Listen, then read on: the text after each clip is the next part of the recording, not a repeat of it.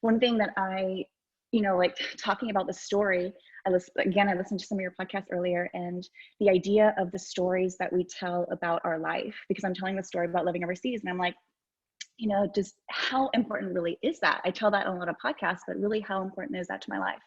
And, I do think that is one of them, because I think childhood is so special. Childhood is just like, I think childhood is when we experience the magic of the human experience in its most pure form.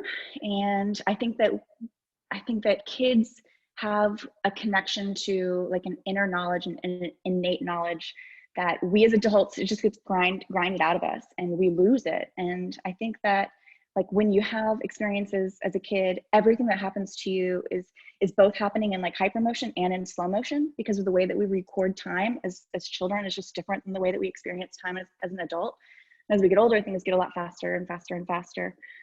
But as kids, like a week or like a weekend, it can seem like a whole lifetime, or, a year going to school, like kindergarten or first grade or second grade, it seems like whole universes can happen in those short windows of time that we see now. Like now as an adult, a year goes by, like 2020 went by, and it's like, whoa, did that just happen? Like in a blink of an eye, or did I experience that for a full year? So our ability to understand time is a lot different. And as a kid, when I was living in those different cultures, I was like having an ability to see like a micro and a macro within like culture and religion and spirituality, and how people just interact with each other, class systems.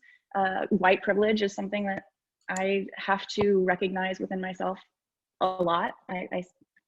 It's part of my experience, and I'm sure I've had just countless legs up that I don't even understand, and just like little benefits here and there that, I can't even measure, but I know that that's part of it.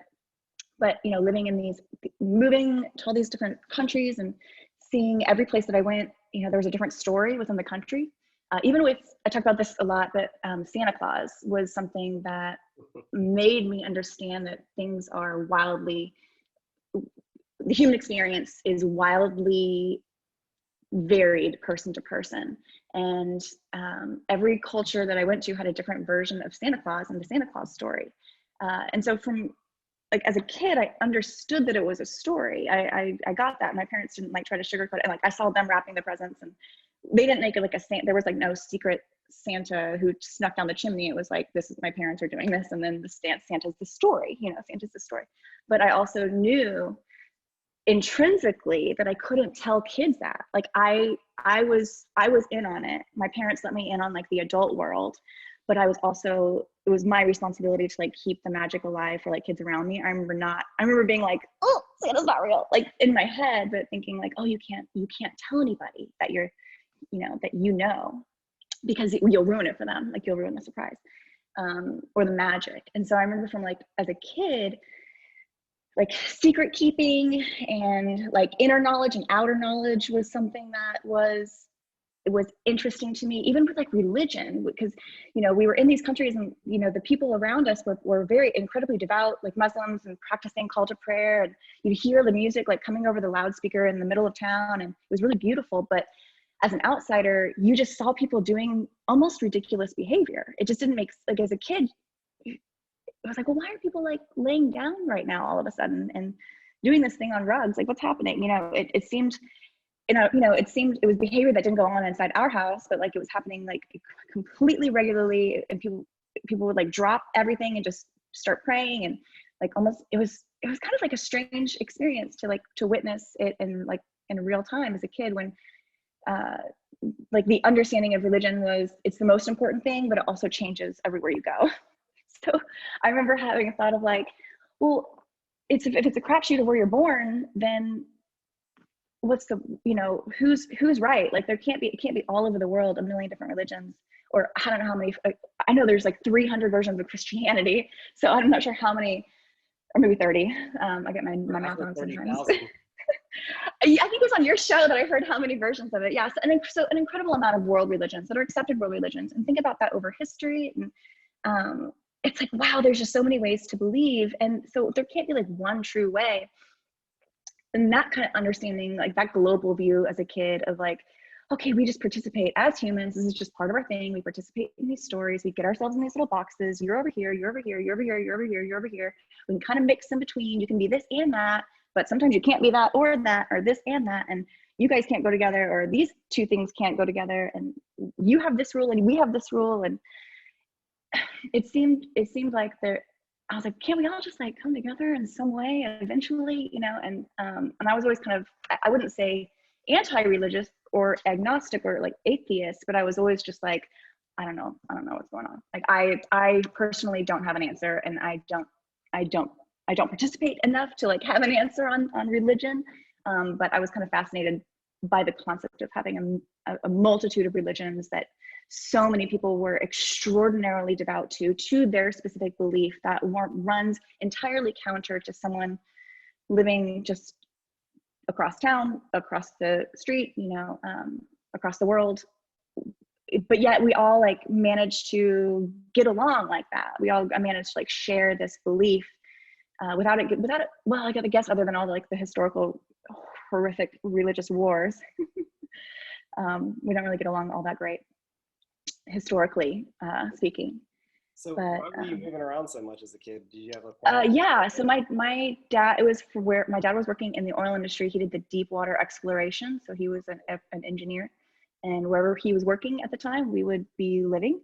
And then he would move, and we'd move there, we'd move to next, and she was like 2 years and 2 years and 2 years and 2 years, and then got to an age where we moved to the United States just because I had, you know, kids, and I had an older brother, and it was the idea was, you know, we would move and have like a central location and not have to be switching schools now that we were getting into like middle school and high school and all that stuff, and looking a little down the road at something more stable. And then he continued to travel, and that's what he would travel for 30 days and be home for 30 days, which is kind of an interesting way to experience parenthood as well, like a parent that like comes and goes. But I think every childhood is different and unique and special, and there's benefits and drawbacks to every single situation that you could ever imagine for childhood. Some wildly different than others, but we all have our childhood stories.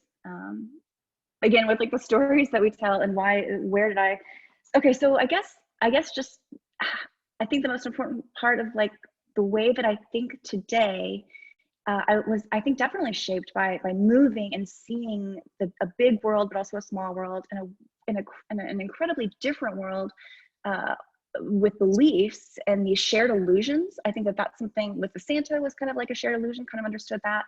Also understood that I couldn't tell anybody about Santa. You know, I had to like keep that to myself because it was so important.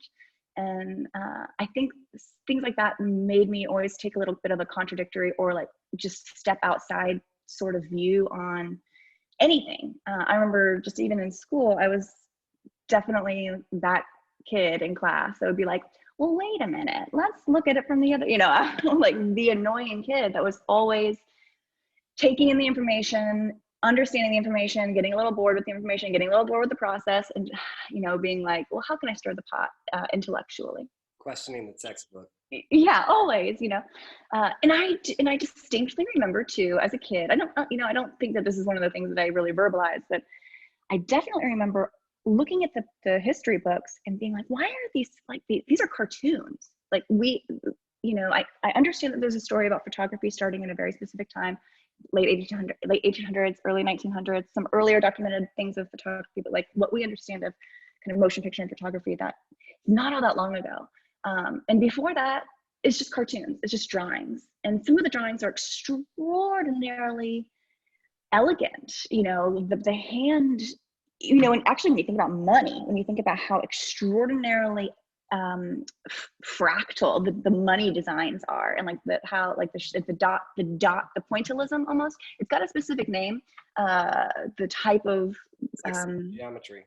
Yes, it's the type of geometry used in the fabrication of money is very specific and very powerful. Yeah, just take a good look at a dollar bill. I mean, it's real trippy. Real trippy, and it looks psychedelic, and it looks completely digitally mathematically calculated, the type of design it is, and actually it does have a mathematical name. But to think that like back in the day they were hand drawing this, I don't know, seems a little suspect to me. You know, so that was, and money, you know, we're talking about everywhere I lived, there was a different type of money and a different measurement of money. And when I lived in Jakarta at the time, I remember things would cost 1,000,000 rupees, 1,000,000 rupees. And I'd be like, what does this even mean? Like 1,000,000 is supposed to be a lot. 1,000,000 is supposed to be, but like, we're going to, I want to get like a thing of Legos from the Super K, and it's going to cost 1,000,000 rupees. I don't even like, what is, as a kid, it's kind of hard to go through those hoops too.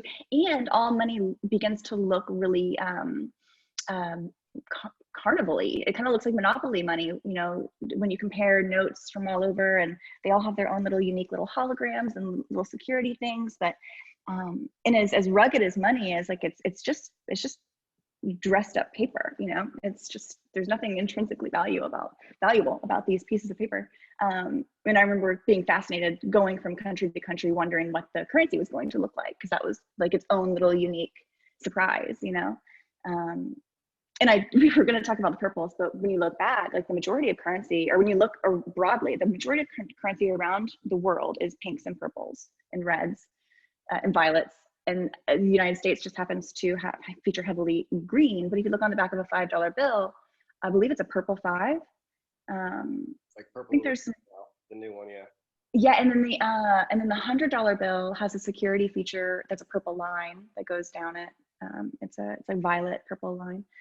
So it's interesting. Money as a shared illusion, which is something that I have always kind of understood, just with the paper element of it, like that this was like fake in a way. But I didn't, as a kid, I certainly didn't like connect it to a bigger, broader thought about money actually being fake. You know, the idea of this monetary system that we rely on so heavily, and we're kind of watching it. We're watching it. I wouldn't say crumble at the moment, but we're certainly watching the plane shift when it comes to the financial system, with what's happening with GameStop, and what's happening with silver right now. What's your opinion on cryptocurrency and Bitcoin, blockchain? Well, I think it's, you know, if we're going to look inside the system, I think it's really smart. I think it's really smart. It makes sense. But I'm not inside the system. I think the entire system's flawed. So I cannot put my personal stamp or stock on something that runs fundamentally off the back of the current financial system. You know, I don't think that we can piggyback and be successful. I think I don't know. I don't have the answer of how it could happen. I don't think Bitcoin can be considered a success until it is the pegged currency. Correct. Until it's its own pillar. It's its own pillar. Because right now it's so interdependent on. Everything is everything is compared to $1. But once everything starts getting compared to a Bitcoin, once people make Bitcoin the pegged currency, when oil starts getting measured in Bitcoins, when commodities start getting measured in Bitcoins, that's when I think Bitcoin can be declared. How much longer do you think oil has? I have no idea. That's a good question. Well, one thing, you know, I talk about conspiracy. I love conspiracies. And one of my first conspiracies, my dad worked in the oil industry, and he would tell me, he said, we're never going to run out. We're never running out. It's absolutely endless. We'll never run out of this stuff. The whole lies being told, because I mean, fossil fuels turn to fossil oil. fuels. It's a very, the whole concept is tethered in deception. The entire concept of scarcity is a form of manipulation of supply and demand, when there's endless demand but really constricted operation of supply and distribution. And that's the reason that they can create scarcity, just like with the diamond market, just like with the gold market, just like any sort of large market, even commodities like pigs. These markets can be easily manipulated, and the supply can be completely unknown to the average consumer, but can be appeared to look a certain way, which is kind of interesting.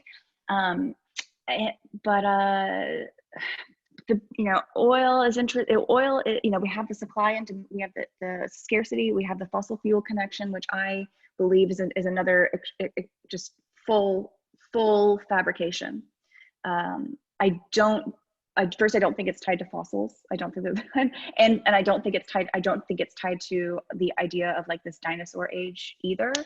I think that it's a strain. I think that they're like really shoehorning some mass deceptions into one, which is something that I like to explore. Is kind of when you step outside, you see how these systems are all interwebbed, interconnected, and there's like this thread of just if the thread of deception exists, it's going to tie that thing to the other thing that's a deception. And I've really noticed that in the things that I like to look into. I start with like this little inclination, and then it's like everywhere I look, and I'm like, damn it, and then other people will be like, oh, you're crazy.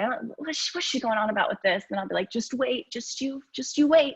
And then like a week later, they'll be like, what did you do? You have turned on purple in my world. What the fuck did you do? I'm like, it's always been like that. I didn't do anything. It's just awareness. I made you aware. And I've done that with like a couple of things.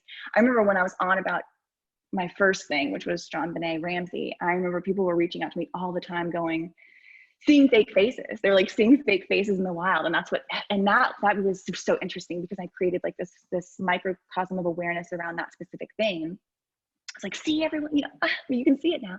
And then I didn't even see the purples yet. It was like 6 months later that I started to make a connection with the colors. And then I started to share that. And then same thing, people were like, that's crazy. That sounds so crazy. I don't see anything. And then quickly, soon after, the same people that were really, negative on it, and people even unfollowed me because they're so annoyed by it. They're like, oh, that's so annoying. We should keep talking about these purples. I don't see it.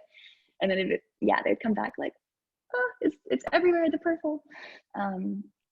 Yes. So for my listeners that might not know, give a brief synopsis of the purples.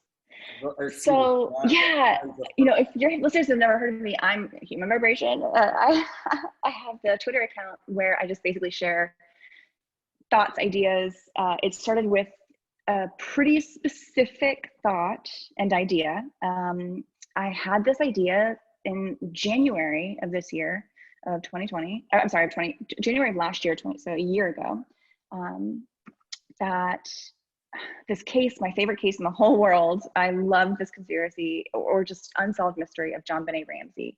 The case was just endlessly fascinating to me. I had followed it for a decade long. I mean, it's been 25 years since it happened, but ever since I was old enough to like search on the computer, I remember looking up information about JonBenét Ramsey and trying to figure out who did it. And it was like all the rabbit holes were so incredibly fascinating, and just such a bizarre story. And I thought that like one day someone's going to figure it out. Like someone's really going to get to the bottom of this. I truly believed it, but I thought it was going to be like finding the who murdered JonBenét.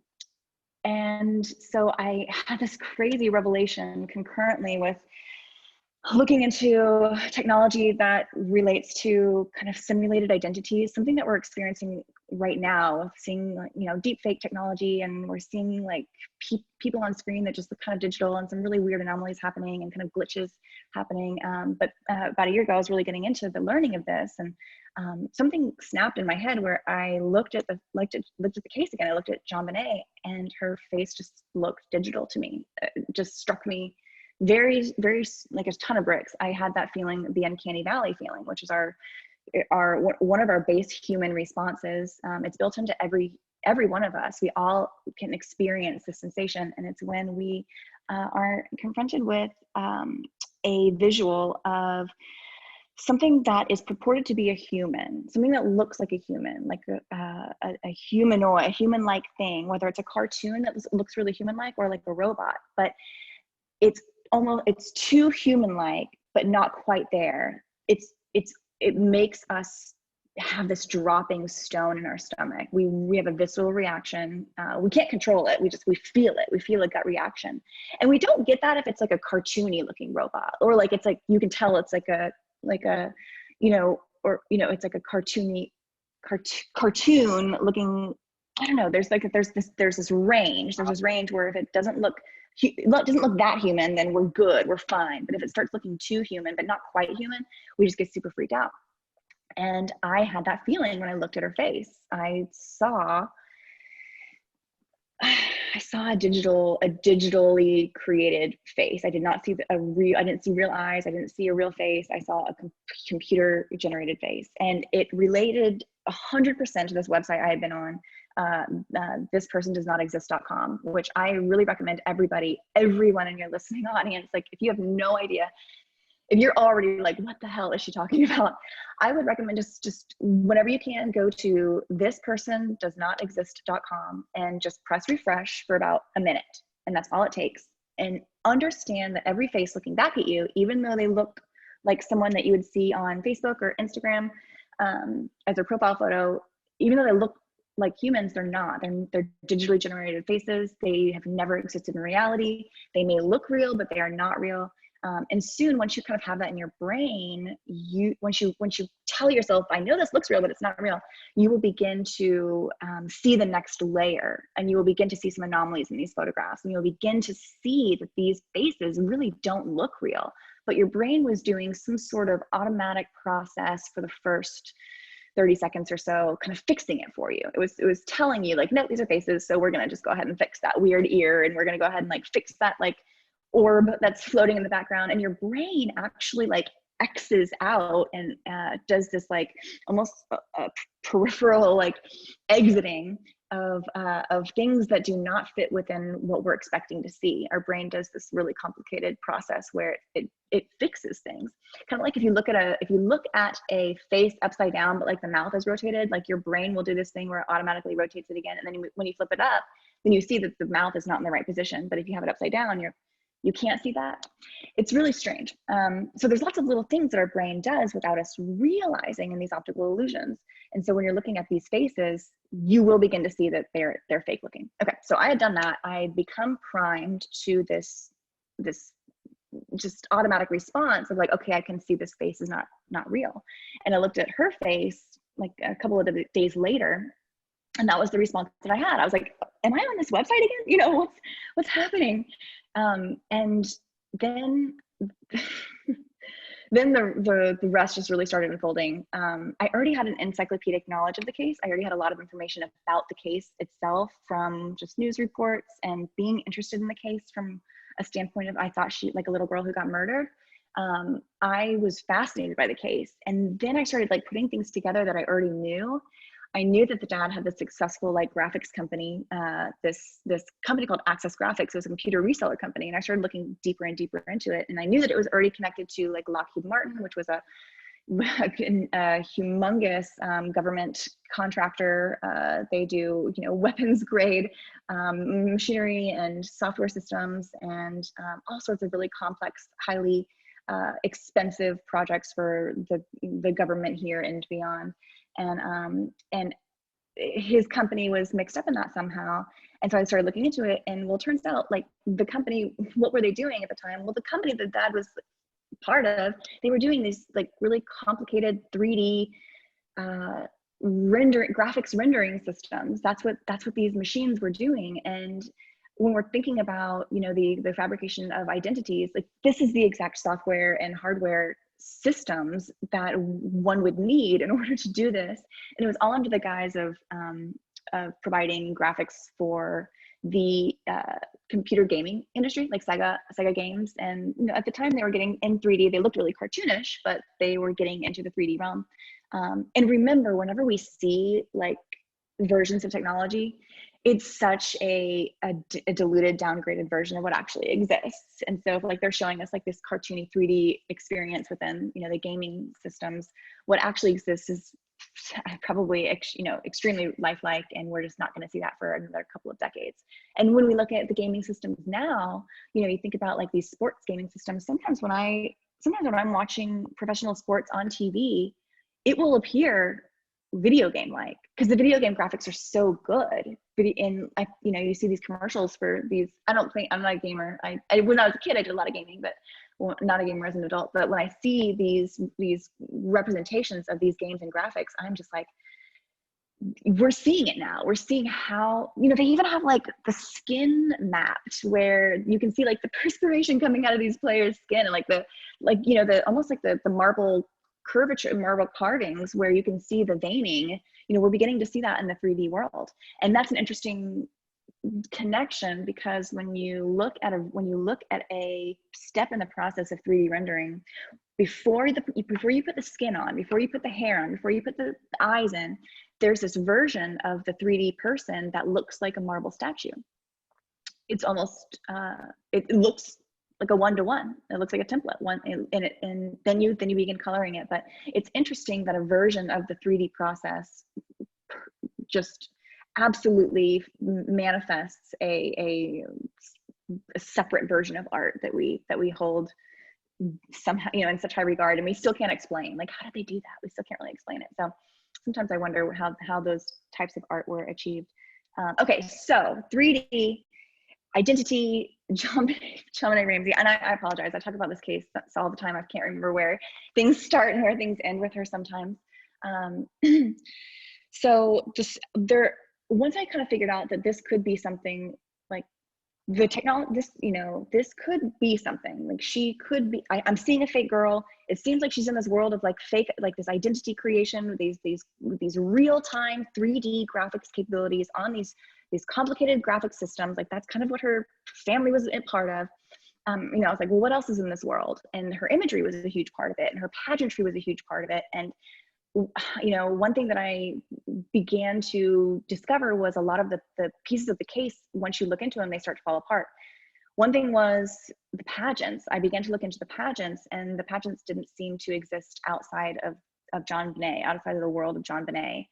And that was just absolutely fascinating to me, because I would do these targeted searches looking for these specific pageants, and without JonBenét supporting the search, without some sort of like inference of JonBenét Ramsey, there was just no hits of some of these pageants. They just did not exist outside of her, which I thought was interesting. I thought that was telling and very interesting. And then I started finding all these anomalies with her family, with her parents. They went on Larry King Live a few years after, and they said all these really strange things. They said that they had never received her death certificate. They had never received a copy of the death certificate of her daughter. And that struck me as incredibly strange and off base, because to do really anything, you know, to bury a child, they actually moved the body after the story was she was buried in Georgia, but you know, she died in Colorado. That's where this case went down.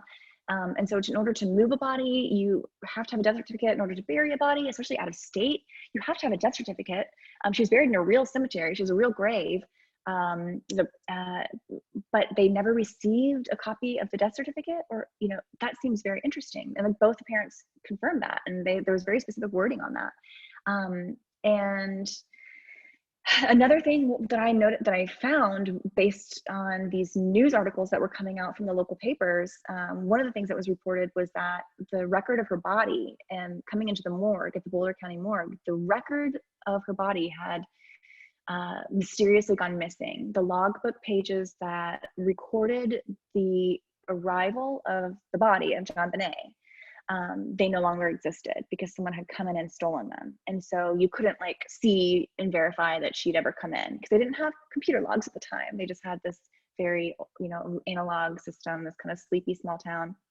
I think it's important to say there had never been a murder. This was like the first murder in Boulder, Colorado. Boulder was not a thriving community. Boulder was a very sleepy, it was a college town, a commuter town. It had some government, there was an Air Force base not too far away, and it was like a very sleepy Twin Peaks style town, where like the if you are familiar with that show, it's basically a murder of a, you know, dead girl in a town, and the cops have no idea what to do. They've never experienced anything like this, and they're just totally in over their heads. And like that, the Boulder, Colorado policemen had no idea what was going on, and they messed up the case. But I think that they had no idea that there was a deception being pulled on them concurrently, and they were just trying to do their jobs as in over their heads as they were. I think that they missed out on like the basic deception. And also, her body was never seen at the crime scene. Her body was never seen. It was always under a white blanket, under a white bed sheet, always. And that's something that's reported in every news report. The father like found the body in the basement, brought it upstairs. It was under a white sheet when he found it. It was under a white sheet when he brought it up.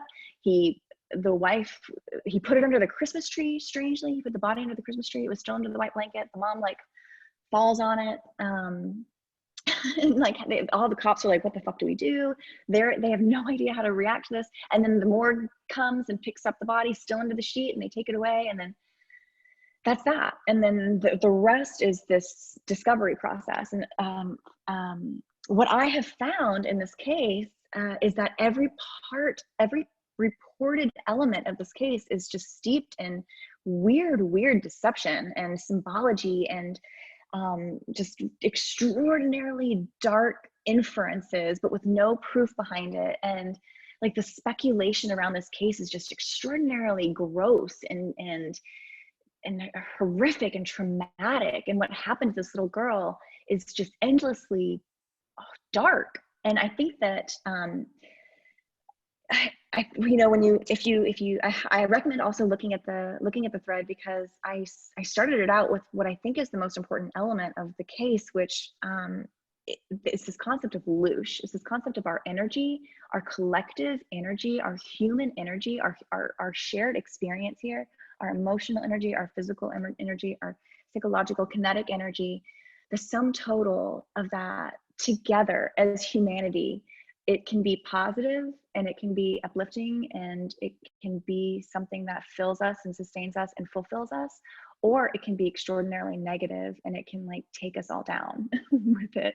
And I think that the cases like this, cases that are unending and extraordinarily traumatic and seemingly unsolvable. This case isn't just, I say this a lot, but this case isn't just unsolved, it is unsolvable.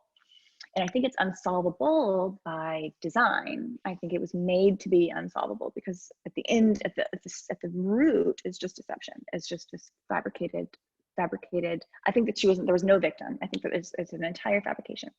And everything we see of JonBenét is a result of this exact technology that they were developing at the time, this ability to create these extraordinarily illustrious personalities, kind of like Snapchat filters, but instead of an overlay of like, you know, a pumpkin head or like puppy dog ears or something, you know, that kind of follows you in real time, that we can see that today. And we even have deepfake technology in our phones. So I mean, we know that this exists, but from what I am able to infer and understand about this case is this is exactly what we were seeing with JonBenét Ramsey. All the photos that we saw were digital manufacturing of a computer generated identity that was fed inputs and created. It was created everything about her. I mean, she looks like Marilyn Monroe. She kind of looks like the mom, kind of looks like the dad. She kind of looks like a little boy a lot. And, you know, people say that a lot. Well, she was a little boy. And it's like, well, I think that she was made to look like that too. I think a lot of her was made to, she was made to look like a kid, but also an adult. She was made to look like a girl, but also a boy. Like, I think that there's a lot of juxtaposition and polarization within the development of her identity. And then, so, you know, so what's the point? Well, we can see that this case is still around. We can see that like there's still new news about this case. Like there's still new documentaries. There's still new 60-minute reports, new like 2020s about what's going on with the JonBenét Ramsey case. And it's still the same old story. It's still speculation on the family. It's still speculation on the brother. Everyone's just kind of hinting around. It's still speculation on town pedophiles. All of these paths that have been gone down and dusted up, they just lead nowhere, and it just continues to, and then it'll die away, and then it'll come back up and cycle around, and then it'll die away, but it'll never be solved. And it's just like an open wound. It's like a never-ending kind of like abscess on society, this emotional open wound. And there's a lot of cases like this. I think like the Madeleine McCann case in the UK is something that a lot of people point to, of that being a similar, she was, you know, this little girl that went missing and still can't figure out what's going on. Still nobody really arrested in that case. Still just endless questions, way more questions than answers, no answers at all really. And that's like the JonBenét Ramsey case. And so back to the idea of Louch. So there's these certain cases and there's these certain experiences that we all share, and they seem to like saturate our consciousness. And these news stories are part of it. And I think the JonBenét Ramsey case was just developed to be the maximum extraction of our psychic energy, of our, like, to arrest our attention. And it did. Like, we were fascinated by this case. It was on the cover of every like magazine, especially at the time in the 90s. This happened in 1996, and it's a really fascinating case. I'm sure people are aging out of it. People are like, they weren't aware of it, especially if they're like a decade younger than I am. But I think that it's still like a case study in things that won't go away, these stories that just won't go away, and these news stories that they almost like bring out just to relive certain traumatic, they know that they're like little spark plugs. Like they know that if they just plug this story in, that we'll get like this jolt of energetic, we'll be fascinated again, we'll think about it again, we'll kind of talk about all the gross stuff again, about the really like deep dark rabbit holes, we'll speculate on it again, but we'll never have a resolution on it. And I just think that's the point. And when I found all these touch points of the case to kind of fall apart, it just kept reinforcing that there was something much deeper to the deception of like the case of JonBenét, or than what we were looking at through the existing rabbit holes. And I came to the personal understanding that it was because she just didn't exist, that nothing could ever be solved about her murder because she wasn't murdered. And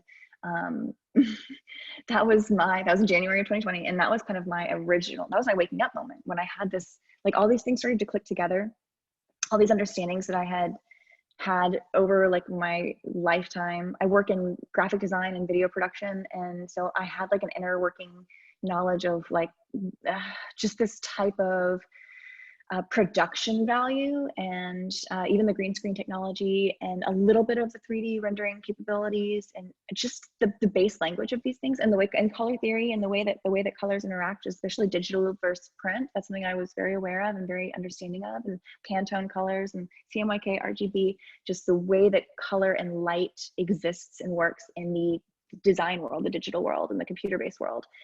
All that was kind of like on one side, and then I was learning about this. I was like concurrently having these experiences where I was understanding just a broader deception. Like I knew that we weren't getting the full story on lots of stuff. I knew that there was something deeper with 9/11. I knew that there was something deeper with the John F. Kennedy assassination. I didn't know what. I certainly was looking under every conspiracy theory rock I could find. I didn't know which was going to be the right one, but I knew we weren't getting like the true story. I just knew it. I just felt in my bones. Like the full story, the official story is not the true story. And I think a lot of people feel that. And I think that's why conspiracy theories are just so emotionally juicy, because we just get it. We get that we get that we're being deceived. We just don't really know how, and we want to find out. And so we'll try to find out. And the conspiracy theory world, it does a lot to try to provide some answers. But I also think like many times, a lot of the world of conspiracies is just like getting you closer and closer to the darkness, because it's basically saying like, oh, it's the big bad government. At the end of every conspiracy theory, it's because like, oh, it's the shadowy government. Oh, they're so big and so, the government just can do anything. And the government assassinated this person, and the government did that. And like, oh, it's the secret government and the secret government. And it's like, where does this end? And so conspiracy theories, I think that if any conspiracy theories is trying to convince you that the government is like super duper powerful, then I think that you might be time to like second guess that conspiracy theory. Because something else that I've concurrently been understanding is like the best tool that the quote unquote powers that be have is deception, is like manipulation of information and manipulation of light and manipulation of how we take in these stories, and how we take in reality as we know it through our screens. We experience our world through our screens. As much as we live in the real world, as much as we interact inside the real world and walk, here and there, and go inside the real buildings and experience real things, there is a sub-level of reality that we are experiencing just as tangibly, just as fruitfully, just as powerfully, and that is the world through our digital screens, through our devices, through the universe we keep in our pocket at all times. And I think that through our screens, we think about what is a screen. A screen, we know, is like a fence. It is a screen is a method of concealment when you think about what a screen also is. And so we're looking through our screens, we're looking at through these methods of concealment, these dividers, these barriers, and we are receiving we're receiving light information, we're receiving false light. It's coming from it's not a natural biological light, or what we understand is like true light.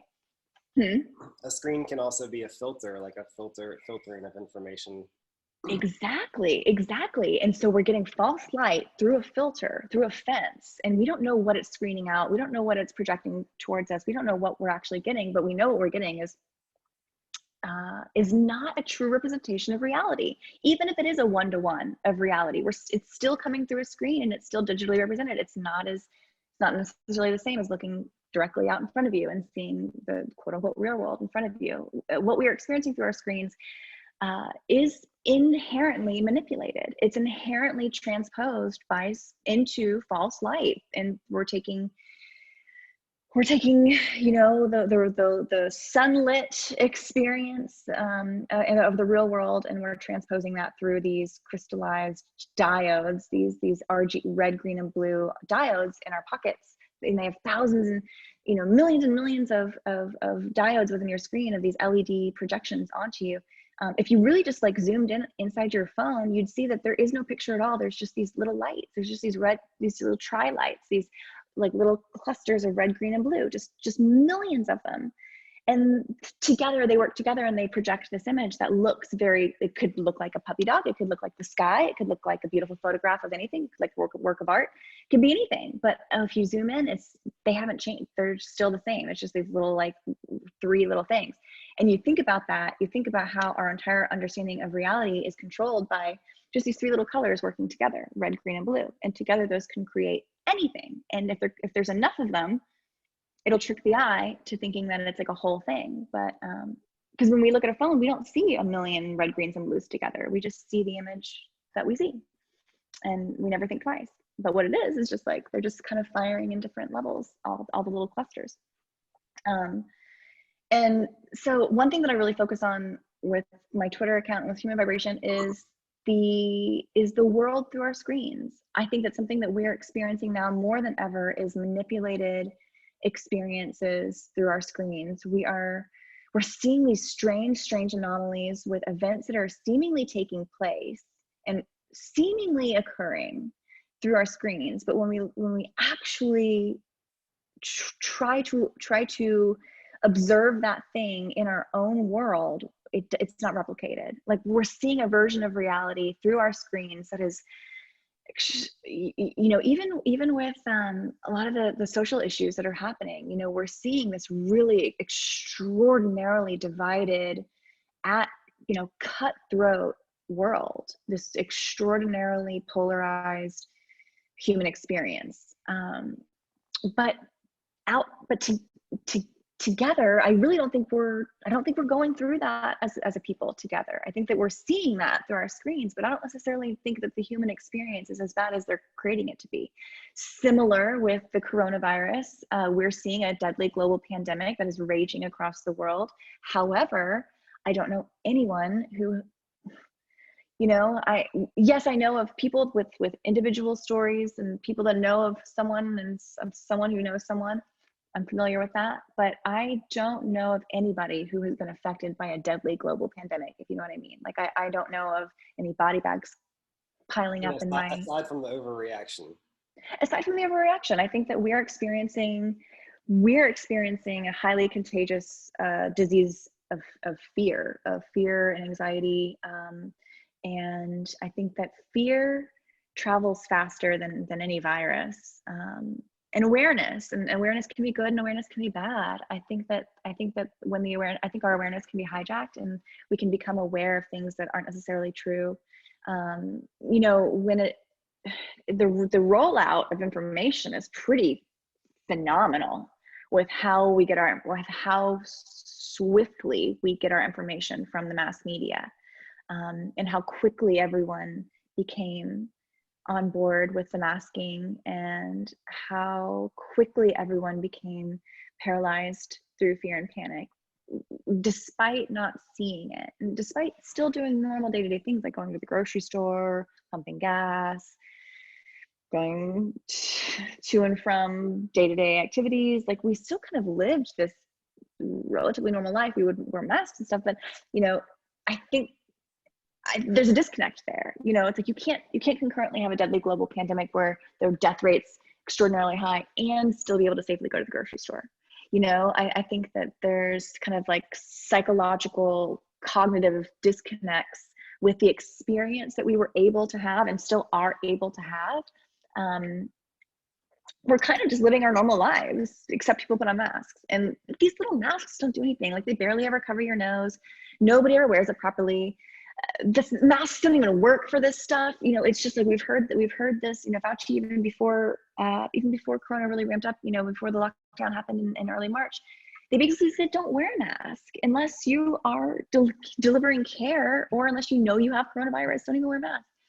And there's a lot of different back and forth on why they said that, but I think that what we've seen is like the waffling and the back and forth in and of itself shows that there's not like these decisions are being made not based on concrete science and not based on like best practices or best knowledge, but seems to be whatever is going to be the most impactful for the moving into a direction of fear and anxiety. That seems like that's where we're going to make our decision making from. It certainly doesn't seem to be like the health and the wellness of American people or the global public, because we would be recommending ways to boost immunity. I believe if it was something that's really about our health and wellness, I think that governments should and why wouldn't they like be talking about personal immunity? But that's never been discussed. It's never been discussed as part of a solution to this global pandemic. It's never been about raising our personal immunities. It's always been about like, how can the government rescue us and how can we be super scared in order, you know, before that happens, before the vaccine comes and swoops in. Like, yeah, I was just about to say, it's really all, it seems to me like it's all about getting people vaccinated.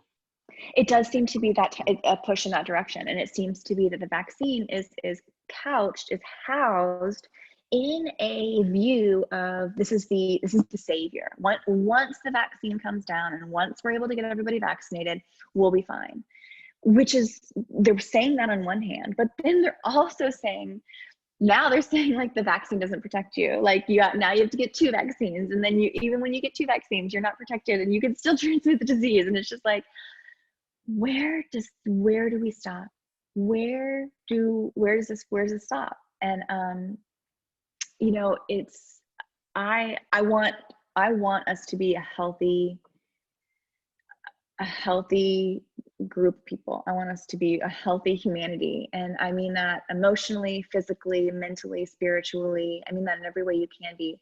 And I think it's impossible to be healthy when we are buying into this version of our shared experience. If we are living in a state of fear, and a state of like strange patrolling of others, when we're like ratting each other out for not, or just the shame cycle with people around us, we're living in fear of other human beings. We are the disconnect from man to man, from human to human has, I think, is as much as we are connected. I think that this, you know, even the 6 feet apart, that's a significant number. And, you know, 6 feet under is dead. 6 feet apart is just totally disconnected from your fellow person. From an energy standpoint, you know, I think that we've got like a little bit of an energy field around us. And if we're 6 feet apart, we're not sharing important energies. I think there's a lot that goes into that specific number, a lot that nods to a bigger story that's not about our health. Again, not about our health or wellness. And I think that, you know, when we started talking about kind of a shared illusion, that I think that we're in a shared illusion right now. I think that the coronavirus is a shared illusion. I'm not saying that illnesses aren't real and that contagions aren't valid. I mean, I've been sick in my lifetime. I've gotten the flu and it's been kicked on my ass with that. And I've had some other, you know, like living overseas, I remember getting all sorts of things and having to get treated for, you know, all sorts of things. And so I know that modern medicine is absolutely critical and absolutely important for the health and wellness of society. But I do think that our lack of understanding about how the human body works and how the human immune system works allows us to be tricked on what's possible with diseases and what's possible with cures and what's possible with government intervention and savior efforts. I think that it's just one of those things that because it's our health and because it's connected to our livelihood, like if you're not healthy, you can't work, and that's a big part of it too. Like I think it's one of those little triggers. And if you can't work, you can't get compensated, and if you can't get compensated, you lose your house. And I think that by starting with like the little thread, by pulling on the thread of health and wellness, it kind of tugs on all those little other psychological things that we carry as human beings as in this like modern life, you know. So we get really freaked out if the health is jeopardized, because for us it's jeopardizing all those other things. It's jeopardizing our ability to provide for our family. It's jeopardizing just our ability to be on this earth with our people that we love. Yeah, so this is an interesting time for illusions. I don't mean to be insensitive to anyone who is experiencing hardships from what we're going through. Like we're going through something as a people. We're going through a really intense time. 2020 was a really intense, and like rolling into 2021, things look really scary and crazy on TV, and like the Capitol's getting stormed, and who knows what's going on with like the you know, politics is a continuing cycle of energy extraction. I heard you say that you didn't vote. I didn't vote this year. It was or you know, for this last election, principally because I wanted to remind myself and that I do not consent. You know, I don't consent to by voting is just consenting to the validity and the purpose and of the process. And I don't believe in the process, and I don't believe in the validity of it. And so I knew that the only option for me would be to just abstain from the practice. And it felt good. You know, I got a lot of people asking me why I didn't vote, and I told them that I thought that politics was theater, and that's as far as I went. And I think that is, you've said that before, and I totally agree with you on that. It's a broad brush stroke of how to explain it. And even if you don't quite grasp it on a level where I think sometimes I go with what I look into, which is pretty extreme on how I believe it is a theatrical experience. I think that even if you don't buy in, even if you do buy into politics and do participate, you can still see that it's just wacky. It's just wacky. And they keep switching sides. You know, the things that the Republicans believe for a decade, the next decade, the Democrats get it, and then same thing over here. And like what a Democrat is over time totally shifts, and you just have to go with it or switch parties. And the same thing with the conservative and Republican Party totally shifts over time. And we don't really have a say in what the shifts and why the shifts happen, it just does. And then you realize that you're on the opposite side, and then you switch, and it's just a swirling evolution. And the fact that there's only two sides is just a really ironic cherry on top. It just shows, you know, there's no two. These are so important. There can't be just two sides. And the fact that we're okay with just having two sides to this extraordinarily governmental issue, for lack of a better term, I think that's a part of the shared illusion, where we're happy to somehow buy in and approve of only having two options. And two bad options at that, like two invalid options at that, like really that don't serve us well, and just continue this perpetuating cycle of where we believe we're being controlled by this party that our series of parties that has all this power. And I think it's just part of the illusion. It's part of the governmental illusion. And I think theater is what we see, all the ire and angst of the party, you know, like the you know, people hating Trump and loving Trump. I've never seen such a Louch candidate. And then Biden is so interesting because there's people that really love him and really think that like we're going in a direction of positivity and really buy in. And then there's other people that he can't form a sentence to save his life, and that's all they can talk about. And it's like, how are both true? You know, how can he both be beloved and also inoperable as a human being? And I'm in the middle of it, looking on both sides, going, I think it's designed to be like this. I think, you know, it's designed to show versions to one group where he's a very specific way. Just like Trump, when Trump was in, I think that for a bit, we project a very specific version of Trump onto an audience that wants to see that version, and they get positivity out of that. And then to the other group, they get a version of Trump, which makes them feel really angry and negative, and they actually really like that. You know, there's like a whole love to hate sort of situation going on there, and never the two shall meet. Like the both sides don't really see that they're getting two different experiences. And the same thing with Biden. I think that there's a surface level of like great positivity, and we're going in a different direction. And you know, we hated Trump, and now we're going in this new direction, and people really do believe that. And on the other side, there's people that believe like, you know, Biden, all the like the things where he's like sniffing kids' hair, all those videos, and now like he can't even finish. Again, he can't like finish a sentence to save his life. Like really string together a complete thought. I've seen those videos, and there's videos where it looks like he's not even in the White House. It's like, what is going on? But a whole subset of people don't see those. Like they'll never see those. Like the Biden fans will never see those videos. And so we can all live in our little bubbles where we all think that we all just seep in our own understanding and get deeper and deeper and deeper into our understanding of what that reality is. And yet we all share just like disparate versions of politics alone and like the current administration. There's a lot of weirdness going on. And sitting on the outside as someone who didn't vote, I'm sorry, I've been talking this whole time, but as a non-voter, I'm curious, what did it feel like? What did it feel like to you to not vote and then watch it go down? A couple things there. One, you said there's only two options, and I think that ties back to, so you gave a really good synopsis of the JonBenét Ramsey case, and I don't need you to go into any further detail. I'll put the thread link in the description. But as far as the purple, I think the fact that there's only two choices is red and blue, right? And this ties back into this whole purple thing. And so, so you're saying everybody's in their bubble.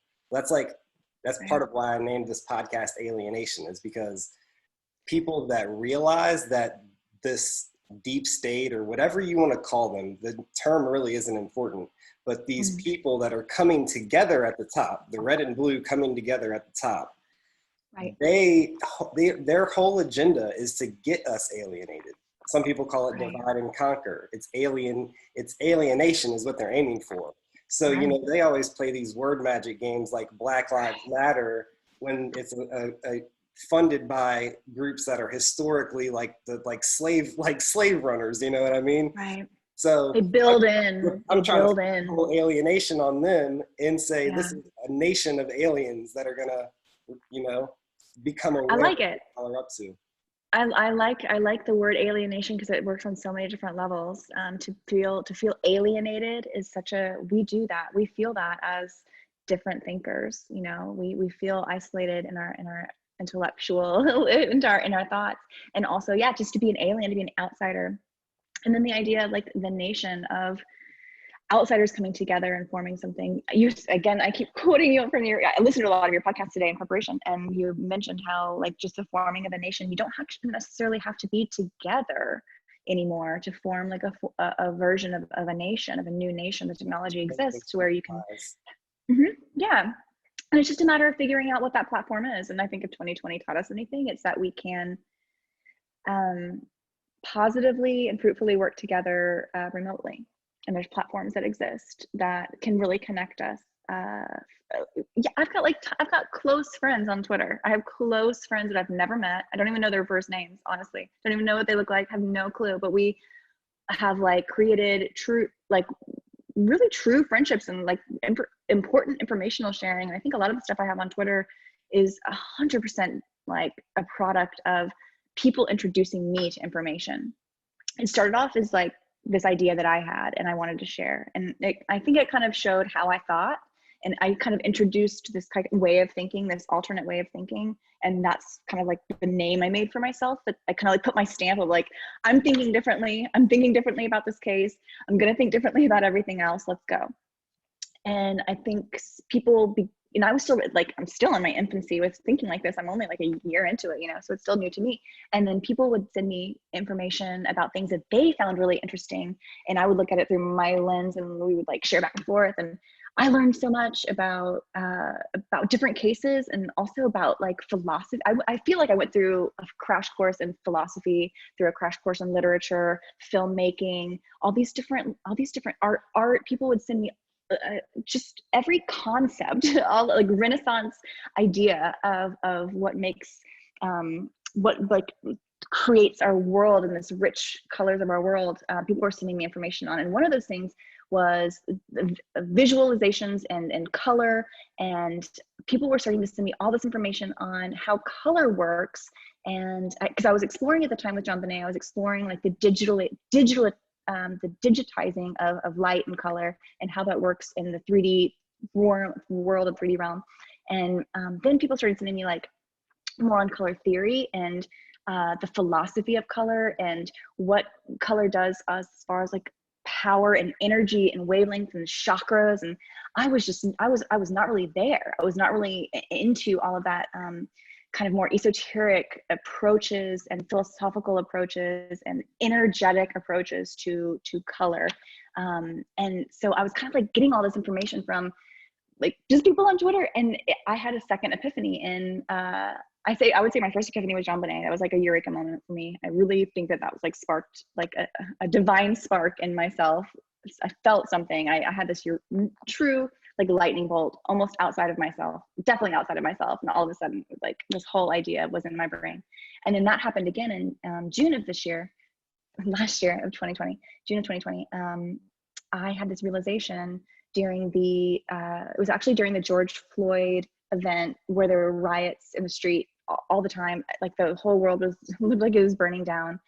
In Minneapolis, there was a specific riot happening, and I kept seeing this guy in a pink t-shirt. It was like the pink pizza box man. He was carrying this pizza box everywhere, and he was outside of the auto zone, and he was wearing a pink t-shirt. And I just kept seeing this color pink, this very specific color pink.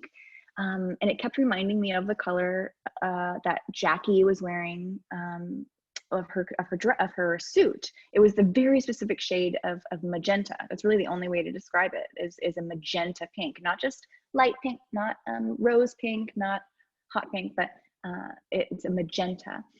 And I had just learned that the color magenta doesn't exist. I had just learned that. I had learned that what makes the color magenta so interesting, this very specific shade of pink, is that it's a complete optical illusion. And I learned that about that specific color, but then I also learned about this spectrum of colors called the line of purples. And magenta is at the dead center of the line of purples. Magenta is actually a shade of purple. It's pink, but pink is a shade of purple. And so what I learned about this color theory concept of the line of purples was that it encapsulates like the whole spectrum from red to blue, red to violet. And violet is a shade of blue. We don't often think about that. We think of violet as purple, but violet is a shade of blue. Roses are red, violets are blue. So we learned that in school, but we don't really apply it. We kind of always think violet is purple. And so when you think about our rainbow, our visible light spectrum, Roy G. Biv, red, orange, yellow, green, blue, indigo, violet. Red and violet are on opposite sides. So red and deep blue are on opposite sides of the color spectrum. Red and blue for politics, and we'll get into that in a second. But so they don't meet. They're at the opposite side. They're really not supposed to be conjoined. They're not supposed to be anywhere near each other.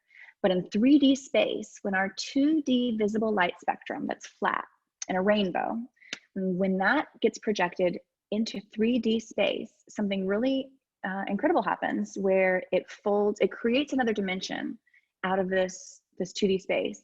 And what happens is the 2D rainbow kind of collapses in on itself, folds around on itself, where the opposite ends of violet and red, they come together, and they're not really supposed to. They're not supposed to be together. And when you think about magnetism, it's often represented in polarity of red and blue. When you think about like a magnet, the color of magnetism is red and blue. And when you put the polarity magnets together, and you kind of try to put them together, you can actually feel the energy force. You can feel a force that is created when you're trying to put magnets together. And the stronger the magnet, the stronger that resistive force will be. But there's like an energy field that is created.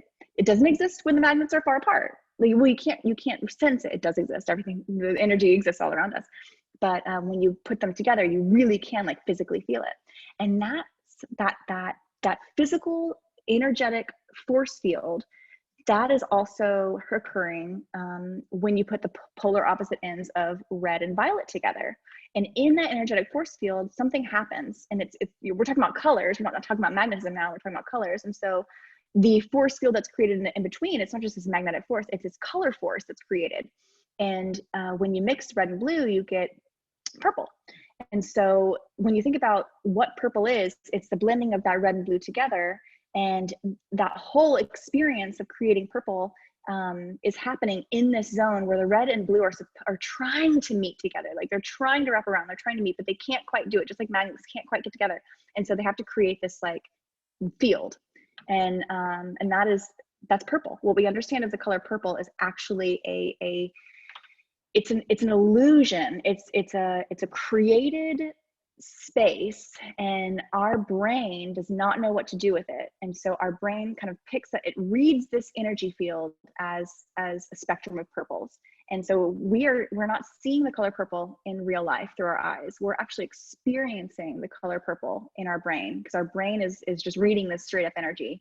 And when you think about colors, purple is it's the most energetic color, and it's extremely powerful because it's not just a flat wavelength of there is no purple wavelength, there is no magenta wavelength, there is no true wavelength of these colors. These are energy fields. We're experiencing energy fields when we see pink and when we see purple, when we see all these shades ranging from like a really reddish purple to the middle of magenta, all the way to the other side, which is like a bluish purple. All of these colors in between, like they're forms of energy. And so I was understanding this, and I saw the pink pizza box guy, and I connected that back with, Jackie's dress, and I looked back at the JonBenét case, and she was all magenta, and it's not just pink, it's this very specific color. And I just had this revelation that, if magenta is at the dead center of this line of purples, and the line of purples represents illusion, and magenta is an illusion, it would stand that the truth of these colors is illusion. So if you see these colors, what these colors are representing are illusions. It's signaling inherent illusion, because that's what they mean. That's what they are. If you see pink, pink is an illusion. I started to come up with this theory that these colors were being inserted, that these colors were being used specifically to indicate to the viewer that there was some sort of illusion at play, without having to tell us, they could lie to us in their words, and they could lie to us in all the other actions, and they could lie to us in the scenarios and the scenes, and all the different ways that we understand and communicate, visually, symbolically. So all these different truths are happening. We're seeing all these events, we're seeing all these reading these words, we're seeing these headlines, we're seeing these pictures, but embedded in those sometimes are specific colors. And I know, with like right now with the coronavirus, if you turn on CNN and if they're talking about coronavirus, it's a 99% likelihood that their screen is going to be all purple. There's some correlation that's quite measurable and quite obvious. There's a correlation between the coronavirus and the color purple when it's being reported. I've noticed it in abundance. People are they have been sending people are tagging me all the time on new, it's getting more and more purple, it seems. It's almost like they can't report on this disease, this deadly global contagion, without inserting the color purple into the visual messaging, which I think is really interesting, because I believe that at the kernel of this, the kernel, the root, the little nebulous, the center of this is deception. I believe that there's a deception that we're being introduced to with this disease. And then the fact that it is like surrounding itself in this color, these purples that represent illusion, that are illusions themselves, optical illusions, manipulations of light. And that's, I think, the important part to note is it's a manipulation of light that is creating the purples. And so when you think about manipulation of light, light is information. And so you think about manipulation of light, purple, manipulation of information is truth, deceptive headlines, deceptive stories. They kind of goes together. and I think, you know, that's how I have approached it, and that's how I'm looking into it. And, you know, I gotta say, I could be wrong about all of this stuff, but I, I, I am not ready to back away from it, because it continues to reinforce itself. It continues to reinforce itself to me. And there are times when I go, okay, no more purples. I'm not going to talk about it anymore. I'm never going to say the word purple again. I'm moving on. I'm going to get a new eureka moment, and we're going to get to the bottom of the O.J. Simpson case. You know, we're going to do something new. It's time to do something different. And then I will wake up in the morning and I'll look on whatever, CNN, or I'll look on New York Times, or I'll look on whatever, and it'll be just full purple with like a really, really scary headline, or a ridiculous headline that, you know, is just fear-based, like a Louch trap. Like I like to say, these stories are sometimes they're like clickbait, but they're clickbait in a way that they know that you're going to read it and be fearful or upset or disgusted or angry or whatever, you know, and they're just covered in purple. And So I go, purple is like a nod yeah, to their own, like, hey, you don't actually need to be scared about this. This is just more about scaring the normies, the poors. yeah. I think that's an excellent question, and I think it's I think it's that, but I think it goes a little bit more to this understanding of like a universal karmic debt in a way. I think that the deception is so pervasive, because they do tell us the truth too, as well. Like, I think they're allowed to deceive us, because ultimately they do put the truth right there plainly for us to see. Oh, right. Like that Roman maxim, I don't know what the Latin words are, but it basically means like, he who would be deceived, let him. Yes, and that's also biblical. That's also pretty big. I'm not super knowledgeable on the Bible, but I'm realizing that there are so many like connected keys within there, and I'm trying to learn more from a biblical perspective, like what these things. But there is a similar Bible concept of if you are willingly asleep, that's your own fault. Like if you are incapable of stepping outside your own understanding, and your understanding, or your deception, you're to be deceived. And you know, and I think that is something that we all kind of face. I was asleep for my entire life. I'm new to this. I'm as new to this as, you know, I feel like I'm still learning so much I'm still forming my own opinions on what is authentic, and what is important, and what is real and unreal, you know, even though I seem to be pretty hard line on what's unreal sometimes.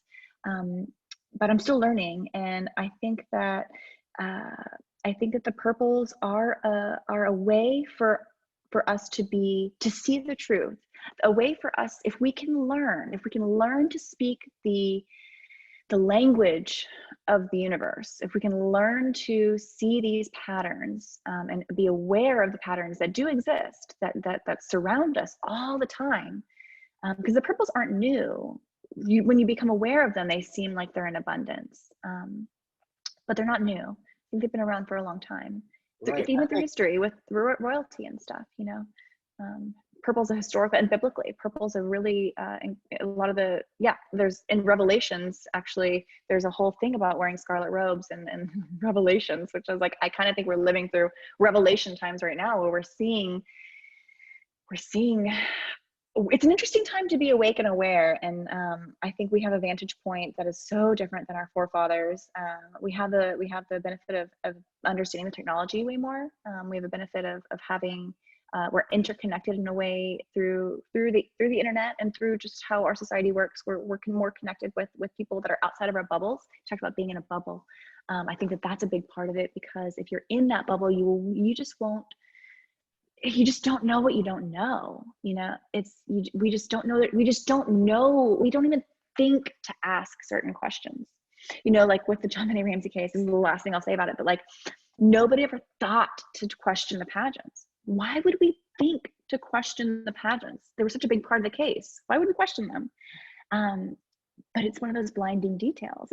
So I think sometimes we are given these stories with these really blinding details that are so cemented and so strong and so like seemingly unmovable. But I think it's up to us to take kind of everything that we've been, all the constructs of life, all the systems that we've been told are immovable. Our financial systems, our educational systems, our healthcare system, which is, you know, our education system public education does not yield an educated public. Our healthcare system does not yield a healthy, robust society. There's no profiting cures. Right. There's no reason for us to do anything preventative. And I think that we have to be living like a preventative lifestyle, in order to even begin to contemplate some of these thoughts. I think that you have to have like a healthy relationship, you have to love yourself, you have to have a healthy relationship with your body, you have to have a healthy relationship with your nutrition, you have to have a healthy relationship with your psychological energy. You have to have all these things before you can even think big. Because if you are, it's garbage in, garbage out. And if you're living a life where all you're taking in is really, really lack of nutrition within your diet, lack of nutrition within your intellectual intake, you know, if you're just a zombie watching TV all day, you're not going to prime yourself for being able to get outside of your zombiness. Like it's almost like a Walking Dead, and being in your informational bubble. But like once you kind of like decouple yourself from some of the societal norms, you know, eating healthier. I do yoga. I try to do meditative practices, but I still haven't really figured all that out. But yoga is a form of my meditation, and eating better, and you know, eating better and doing. I feel like I needed to do all that for years before I got to the point where my brain was even capable of like making bigger thoughts. I was a sugar addict for a really long time. I didn't know. I had no idea. And I think about how much energy is going on in the background. Like if you think about your brain as a computer and like the random access energy that's happening, all the processes that are happening in the back of your brain, when you're caught up in stuff, like if you like cigarette smoking. Cigarette smoking is, I don't smoke cigarettes. I'm pro smoking, but not cigarette smoke. I think cigarettes are pretty bad for you. But like cigarettes, what they do is they create this timer in your brain where you can't not be thinking about it. And you think about how much energy is going to that one thing. And that's any addictive practice, whether it's chewing bubble gum. Sometimes you can't like do anything without chewing gum, or sugar or coffee or, you know, tea, caffeine, or drugs in any way, you know, like there's a lot of things there's a lot of addictive processes that we put into our brain that we can't turn off. And there is a whole BTU, there's a whole like hard drive in our brain that's being dedicated to this practice that's not serving us in any way, and it's just kind of like driving us to continue to do these things.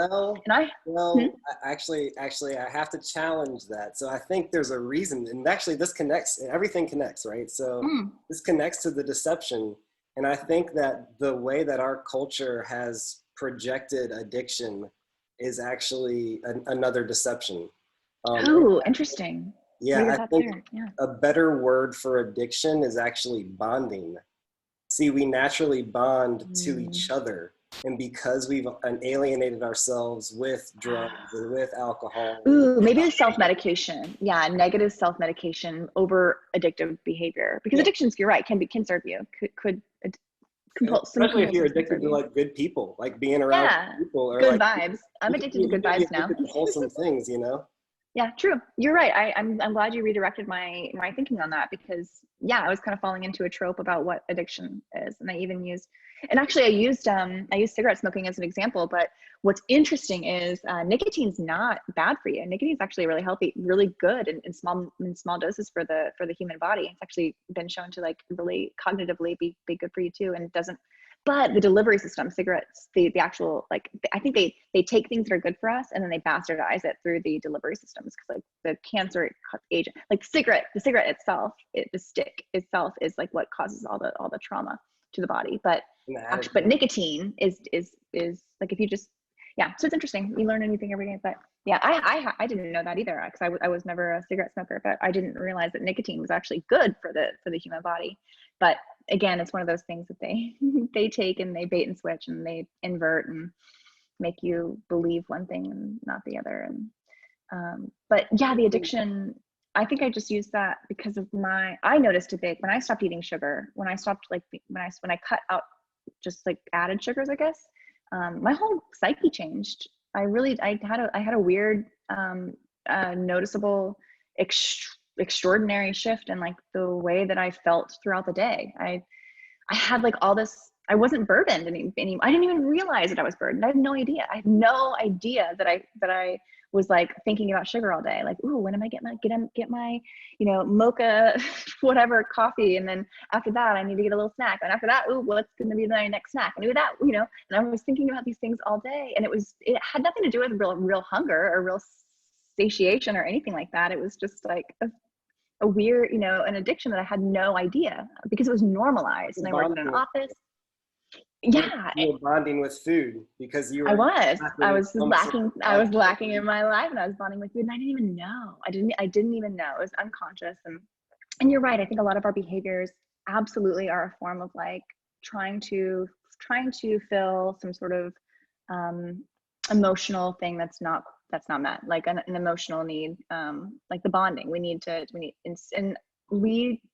instead of having like really positive bonding experiences like with other people, we don't know how to do that. You know, I didn't, you know, living without being awake, I was kind of like an asleep person. I didn't know how to really bond with people because I didn't even know who I was. And so how do you bond with someone if you don't even know who you are? And I didn't have real thoughts of my own. I just had opinions on things that I learned in school, and all that's nonsense. And so it really wasn't until I woke up that I was able to, like, I think, connect to people in a much more meaningful way, in a real, like, collaborative, like, generative way, like building up instead of just like talking about, you know, people or things or materialistic endeavors that have nothing to do with furthering our thoughts. I think that we can really Kardashians. Keeping up with the Kardashians. Yeah, absolutely. And when we think about the types of media that are like really popularized, it's all that. It's all these reality shows, which is such an interesting way to put it. Because I don't think it represents reality at all. I think it's like the opposite of reality. But yet even the name reality show, all deception. Yeah, the inversion. And the inversion goes to the polarity, you know, the whirling, swirling, the polarity, the opposites create energy. And I think that that's one thing I'm kind of all over the place on this episode. This is probably not one of my greatest explainers. But the one thing that I didn't really touch on with the colors was the polarity of red and blue. You know, the opposites. That's what creates the energy, and that's what creates the energy with the magnetism. That's what creates the energy with the colors. It's because they're opposite, and because that's with everything. We think about politics; they're opposite sides. One's on this side, one's on the other, and they hear like politics described as polarized, right? Polarizing, yeah, exactly. And you know, yeah, it's so interesting. And you know, when you think about politics too, all the words are connected to energy. Like voting sounds like voltage. Election sounds like electron. You know, I don't think that is an accident. I think that I know that you know how important spelling and words and wordplay and the root of words and conceptualizing groups of words with money and the whole world and language around money connecting to the whole world and language around water, I think is extraordinarily interesting. And there's a huge connection there. And if you've never looked into that, I think that's like we could have a whole show just on the connections of water and money, currency. As I was preparing for this show and looking more into like color psychology, I learned that purple is a water color. Interesting. Like, tell me about that. Element is water. You know, and sometimes the ocean looks at that deep blue, you know, that's almost like a violet. Blue, purple, like violet. All of those are on the water sign, on the water. All of like, I guess the darker end of that line of purple, of the lines of purple would be. Going from violet into purple. Interesting. Yeah, it makes sense. You know, these elemental colors, they really do represent, you know, like the reds, I'm sure that those represent the fire. And yeah. Is considered like the most magical, right? It's like, it's living. Yeah.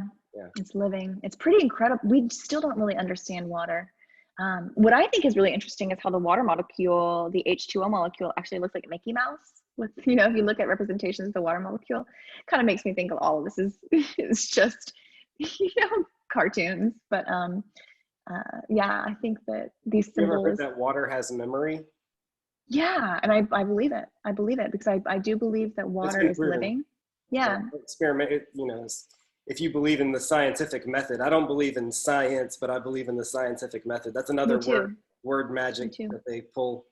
Yeah, me too. I believe in provable, measurable scientific endeavors and testable observational. And I know that water is one of them. With I know that like if you speak into certain waters and then freeze it, if you put certain energy into water and you freeze that water, and then you put other energy, like if you yell at water over here and you talk sweetly to water over here, and then you freeze it, the crystallines actually form differently. And Precisely. Yep, exactly. yeah, I think that and the same thing goes for plants. You know, if you treat plants with your energy in a very specific way, not well, and then on the other side of the room, if you have a plant that you yell at but still water, you know, they're gonna have a different response. And it makes me, you know, it makes me. I never considered our energy when I was growing up. That's one thing that is as you know, as contradictory thought, and as much as I like to think outside the box, I never thought about human energy until I wasn't well into my adulthood. I never considered how important we are as energetic beings. Human Never vibration. really impressed me. Human vibration. That's all. That's what it is. That's what it all comes down to. Everything is vibration. Everything is frequency.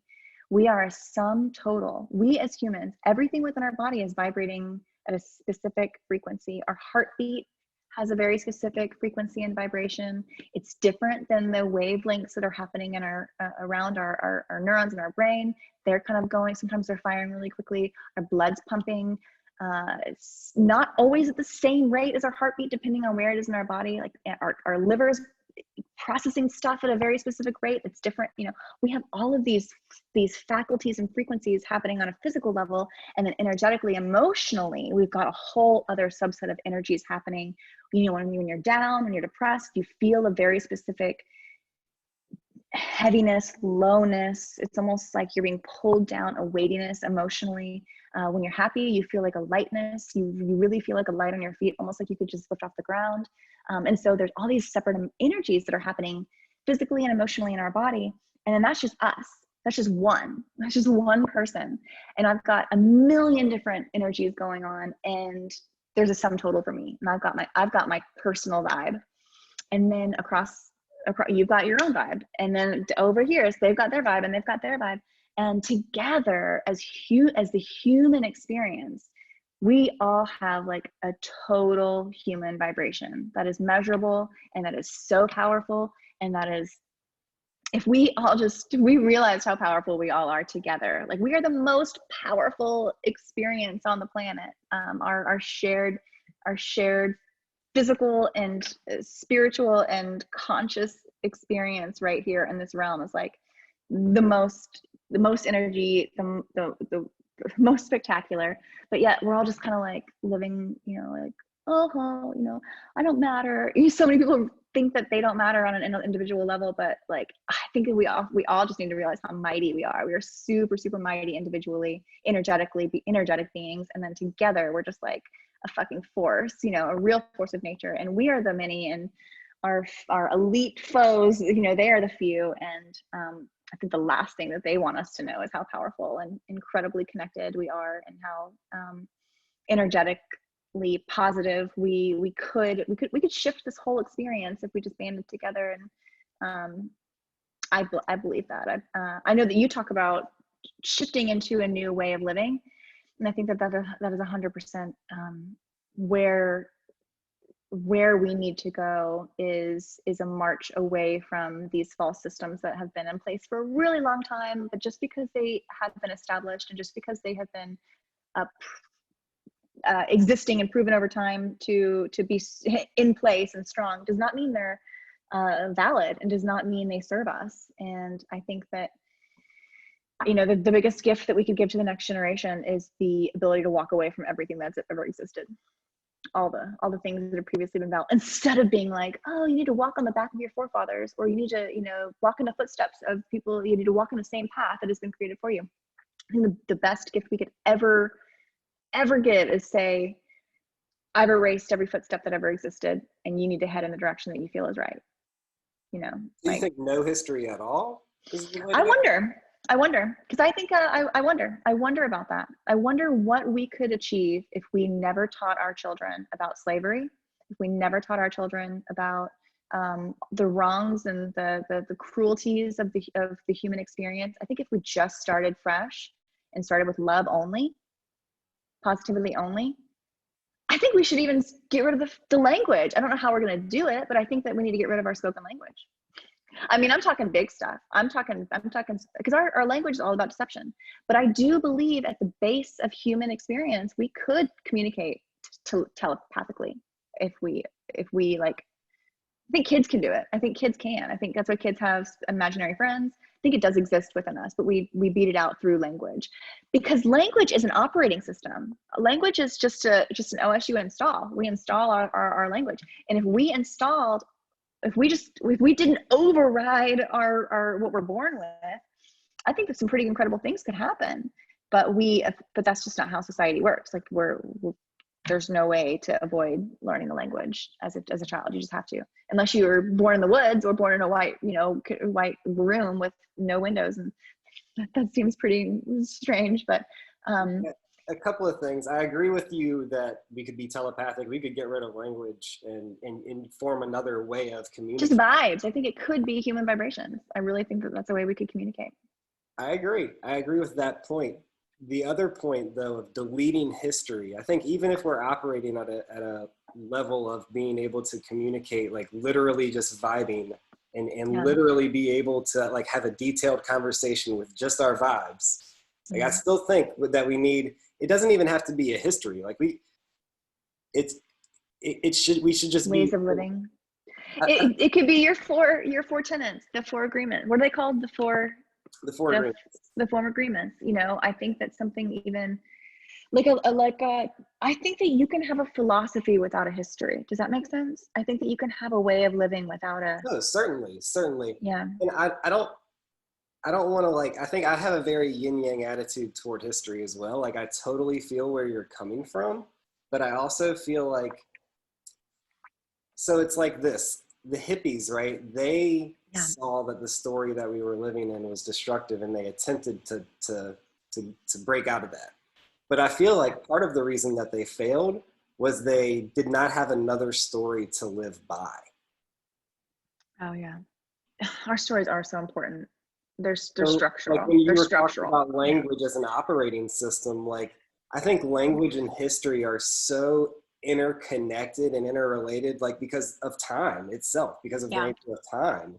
Like how am I even able to communicate these words to you without the space of the time of me, the different, you understand what I'm getting at? And over thousands of years is how we distilled this language. So yeah, you're right. And this language that we're experiencing now is not something that it's been from millions. So yeah, it has to grow and has to develop. I think it's inevitable. We're living in a story. We can't avoid living in a story. We just need to learn a new way to write the story. And I don't think that throwing history away, I used to kind of feel you, but I don't know anymore if that's the answer. I feel like maybe don't necessarily hold on to it. If we didn't have deception in history, that would be beautiful. Exactly. That would be beautiful. That's the key. Yeah. That's the key. I'm with you there, because lies are like a virus, right? So if we can take the virus out of the program that is currently understood as history, right? Yeah. If we can take the viruses out of that program, then it can be effective. Ooh, that's a good way to, the virus out of the program. Story moving forward in the present moment. Yeah, that's a really good way to look at it. I like the way that you said that, the virus is in the program. You're right, because it's not necessarily like the program is human beings operate on a structure story, and then we're good. We need that in place. You're right. But the virus in the program is instilling deception into, and so it doesn't necessarily mean that programs themselves are inherently bad. It means that they're just susceptible to viruses. Exactly right. Where's Bill Gates when we need him? No, I'm just kidding. He's he's not. He's the antivirus protection in the program. Wasn't that what? Like, isn't that funny? Like he's like our virus guy, but yet I think that's the most irony thing is he's the virus guy, Bill Gates. We think that he's going to save us with these vaccines, but he had like the software system that was like the most susceptible to viruses over a lifetime. Like Windows system was always known for getting virus put into it, and always had to have like that McAfee virus software, and that the McAfee guy is now embroiled in all this conspiracies. Right. As far as the COVID thing goes, like I just tell people, like at this point, I have my position on it, and there's a book if you want my position on it. There's a book called COVID Operation: What Happened, Why It Happened, and What's Next by Pamela Popper and Shane Pryor. And they literally provide sources after every single chapter because they know how people are. You know, like where's your source? Where's your source? Of course. Nobody has the balls to use their intuition or the guts to use their intuition anymore. And it's like, anyway, so they provide sources after every single chapter. So anyways, my whole thing on that is like, obviously I need to be a little nuanced. It's not a complete hoax. There is a contagion, but it's like literally insignificantly more dangerous than the flu. Right. I think that there could be something spreading, but I don't think it's different than we could talk about that for hours. And I'm just at the point now where it's like anybody who wants to take the vaccine, like all I do is promote informed choice. Like I'm not even anti-vax or pro-vax. I'm just like, I'm personally not getting it, and I lean. I'm not going to personally, but it's just like inform yourself. Like that. Yeah. It's not even. In this vaccine shouldn't even be called a vaccine because it's not. They're injecting synthetic stuff into you. That's not even like dead forms or a weakened form of the virus. This is like there's a lot of craziness around the story. Moderna literally calls it an operating system on their website. Wow. And that goes into the exact conversation that we're having about our bodies and our minds basically being these computers ready to be written, you know, and our experiences can change our DNA and what we put into our body. You know, we're born with, we kind of understand our DNA is like solid and never changing, but DNA can be manipulated through outside and over a lifetime, we can take in things. Even sound waves can manipulate our DNA, you know, so they say. Right, exactly. And is that just another something to get us to believe? Probably to get us another Louch trap. Our own power. I think you're right. You're right. I think that there's so many stories that just serve to make us feel that we are being harmed, or we are at risk of being harmed, or it's inevitable that we will be harmed. And not only will we be harmed, but we can be taken over in these incredible ways, and we're totally powerless. And I think at the root of all these stories is like our powerlessness. Something that you mentioned earlier that I have to comment on is you were talking about how conspiracy can get a little dark. And that is my issue with conspiracy, because I am all about love. Like I think that is the solution. We need to bring love to everything. The thing I like about conspiracy is that it's open-minded. Me too. Yeah. And I think that's why I always gravitated towards conspiracies. I still like conspiracies. I just have a different approach to them now. I think I'm still in the conspiracy world for sure, but I view all of my conspiracies through a different lens at the moment, through this very specific lens that I have. And that I share on my Twitter. But yeah, they can be, you mentioned the love, and I think conspiracies, they can really make us feel extraordinarily negative emotions towards people that we will never meet. And they can make us divided from people that are in our lives. And so that's kind of interesting. In 2019, let's say like Thanksgiving 2019, I remember looking around at my family and going, gosh, look, everyone's just here eating Thanksgiving, and there's babies being murdered on Epstein Island right now. And I'm so helpless, but I just have to sit here in reality and take it, and nobody is the wiser. Nobody wants to know, and everyone's so asleep. Fast forward And that was horrible. That was a horrible experience for me. I felt very isolated, alienated in that. And I felt like I was crusading for truth. Nobody around me could see it. And then fast forward a year later, I had a complete 180 revelation about everything that I saw in the conspiracy realm. And I just saw it from a different angle. And it doesn't invalidate that these conspiracies exist.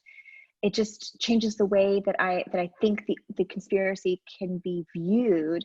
And I think that they're just much different than how I saw them before, because I don't see these boogeymen as existing in the same way that I did previously. And so, but still now I'm kind of at an existential crisis as well. Now I'm sitting around looking at my family going, none of, like, everything on TV, like, none of this is real. Like, none of this, all these things that we are talking about right now with politics and getting ready for the election and all these things, like, none of this is real. And it's a little bit different than thinking like babies are being murdered, but it's no less alienating, I would say, to still feel like have a different truth than everybody else around you and that they just can't see. And then conspiracies do that. I'm with you on a lot of it. And again, I just try to use my intuition. There are some things, first of all, anything that comes over the screen, whether it's our computer screen or our television screen or our phone. Through mainstream stuff. Right. Yeah. Really anything that comes over the screen at all, honestly. Oh yeah, that's true. Yeah, totally. Should at least have an extra skeptical eye. Mm-hmm. But like, I heard you say, like, do you feel like 9/11 wasn't real? I feel like everything we know about 9/11 is shrouded in a traumatic veil, and that the veils that we perceive as true may not actually be made out of true fabric. One of those things. I agree with that 1,000%. I think where I was confused was, you don't think planes flew into the buildings? I don't believe that there were planes on September 11th. I believe that what we saw over the airwaves was CGI manipulations of live TV broadcast. And if you were actually on the ground, you just saw explosions. You didn't see a jetliner or hear a jetliner roaring through Midtown Manhattan up the financial district, which would have been an absolutely deafening sound for not just overhead, but with the way sound waves travel. You've heard you can hear a jet up in the sky. You can hear a plane flying over you in the sky, and you hear it rumble from a while away. Imagine a jetliner in Manhattan with all of those big buildings roaring at street level almost, just above. If the skyscrapers aren't that high above it, there's certainly planes fly way higher than skyscrapers. So coming through Manhattan with all that sound reverberation, you would have heard that from stem to stern of Manhattan, which runs like 19 or how many, I can't remember how many miles or square, I think it's 19 miles anyway. But you would have heard that no matter where you were in Manhattan, you would have heard the planes. But nobody talked about hearing planes approaching. Nobody. That was never part of the story. All that was ever mentioned by anybody on the ground was the explosions, was hearing the explosion, was hearing the plane crash into the building, the explosion of the building, which I found very interesting because it completely eradicates or completely nulls a real part of the human experience that would happen if you heard a plane above you. It would sound so loud. That high-pitched engine roar of a plane, like even if you're walking by like the sound is deafening. There's really no other way to describe it other than it being deafening. So that was something that was really missing. And then there's this one website that really sealed the deal for me. It's called September Clues. You just Google September Clues, and it's an entire website dedicated to the 3D element of the CGI element of September 11th. If you're curious about this, it shows how the technology works with the transmission of these types of CGI over live broadcast. It goes into how it worked, and what we saw on our screens was not actual representation of what happened in the on the ground, in the air. And there were lots of different variations of the scene. There's some scenes where like the nose comes out of the building, which would be absolutely impossible for a plane to fly into a building and have the nose cone which is the most fragile part of the plane and can get busted up just with flying into birds, how that would come out the other side of a building. A jetliner couldn't go through a building like that. And so it's like, how do these things reconcile? And I was already questioning just what we were seeing through our screens. And so for me, that wasn't a huge leap. It wasn't a huge leap. And I was already questioning. I was about to say, it's not going to be a huge leap for me. Have you ever seen Zeitgeist? No, I haven't. I mean, with everything. Is it a film or what is it? Yeah, it's a film. Yeah. It's on YouTube. It's called Zeitgeist. Yeah, I'm looking at it. I bookmarked that book, and I'm bookmarking Zeitgeist from the things that you mentioned earlier. I'll look it up later.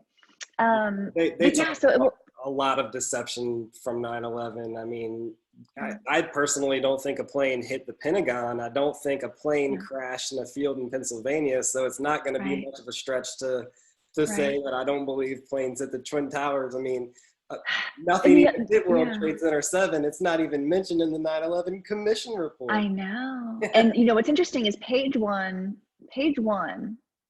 word 1 of the 9/11 Commission report is, we have some planes.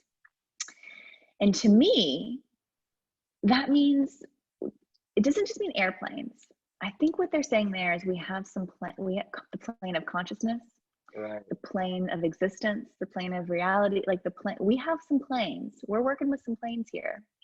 And I think that it's telling. And I'm not purporting to, I was not in air traffic control that day. I do not have my absolute finger on the pulse of what happened, but I do find it very interesting. And I've threaded about a couple of things, but one thing that I found really interesting at September 11th is the hospitals. These hospital systems that were the closest hospitals to ground zero. When the news came through that the buildings, the aircraft had come into the buildings, the hospitals began to prepare. They began to prepare for bodies. They began to prepare for injuries, smoke inhalation, people getting their leg caught under debris, people scared for their life, running, having panic attacks. They were prepping for an onslaught of casualty. Nobody showed up. No one, not one patient, not one single patient, not even for a scratch on the leg, not even for dust in the lungs, not even for a burn on the arm, not even just for running for their life, scraped a knee. Nothing, not one person. And you can find, this isn't like information that I had to dig for. There's lots of news reports about this phenomenon, about doctors and nurses going, it was crazy. We were prepping. We heard the news. We prepped for people to come in, and then we waited. And then we waited. And then we kept waiting, and nobody came. Not one person. And for me, that's chilling. That's a chilling recognition that there was just not. What I believe is that the whole area of the Twin Towers was closed down for a live drill. And we know these drills usually take place like around the times of these, we've heard like whenever there's these big disasters, there's always kind of like a drill around it, which is really strange. It's like, oh, the day before they had it. Right. Yeah. There's always like a concurrent drill that's like exactly the thing. It's like, oh, the week before we were practicing for this, this terrorist attack. You know that the July 7th bombing in London, England, they were doing the drill at the time that it happened? The very same time. And I think that sometimes these drills are the thing. Okay, so I think that they were doing a drill and they cleared out, in what I understand also about the Twin Towers themselves, is after the 1993 bombing, which happened in the basement of Tower Number 2, well, at WTC2, after that, all of the tenants moved out. There was a bombing in the building. It was 93. They were like, fuck this, we're going somewhere else. They had to repair the buildings. People moved out.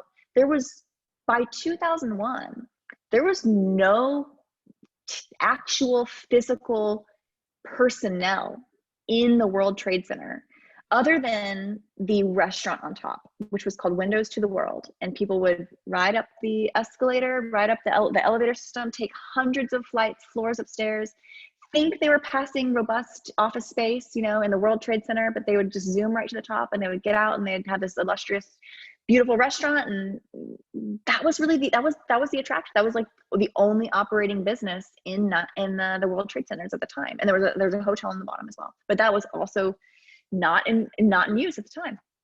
I think it was a Marriott. Anyway, so what I understand is, and that restaurant on 9/11 was not open. It was not open that day. And so what I understand is there weren't people in the building. There were no tenants. There was just nobody working in there. The only operating business in there was the restaurant on top. And I think that was just a way to bring the public in and make them think that there was still like an operating tower, but it could have been just like a show, you know, there, just like to kind of trick everybody to think that these buildings were in use, but it was really just the restaurant on top. And then the restaurant wasn't open that day. And I think the whole area around it there was a drill. And so it was all, you know, portioned off. I don't think there were planes and I don't think there were people. I just think that it was a controlled demolition of the buildings, and the buildings came down and it looked like a really horrific scene, but there was nobody to experience that scene. There was nobody to get harmed. And then the first responders come in and do like first responding, but there's no bodies. The story was all the bodies were incinerated. Like there's no bodies on the ground because the temperature was just so hot, the bodies were incinerated. Yet like the passports of the 9/11 terrorists were found and perfectly intact at the bottom of the World Trade Center. They were identified by hair follicles. Right, which is, you can't, there's no identifiable body parts by any of the victims of 9/11, but yet you have hair follicles, which are, we know what happens to hair. It cinches right up. Steel beam. You can melt jet steel. Yeah, jet fuel will melt your steel beams, but the hair follicles of these, you know,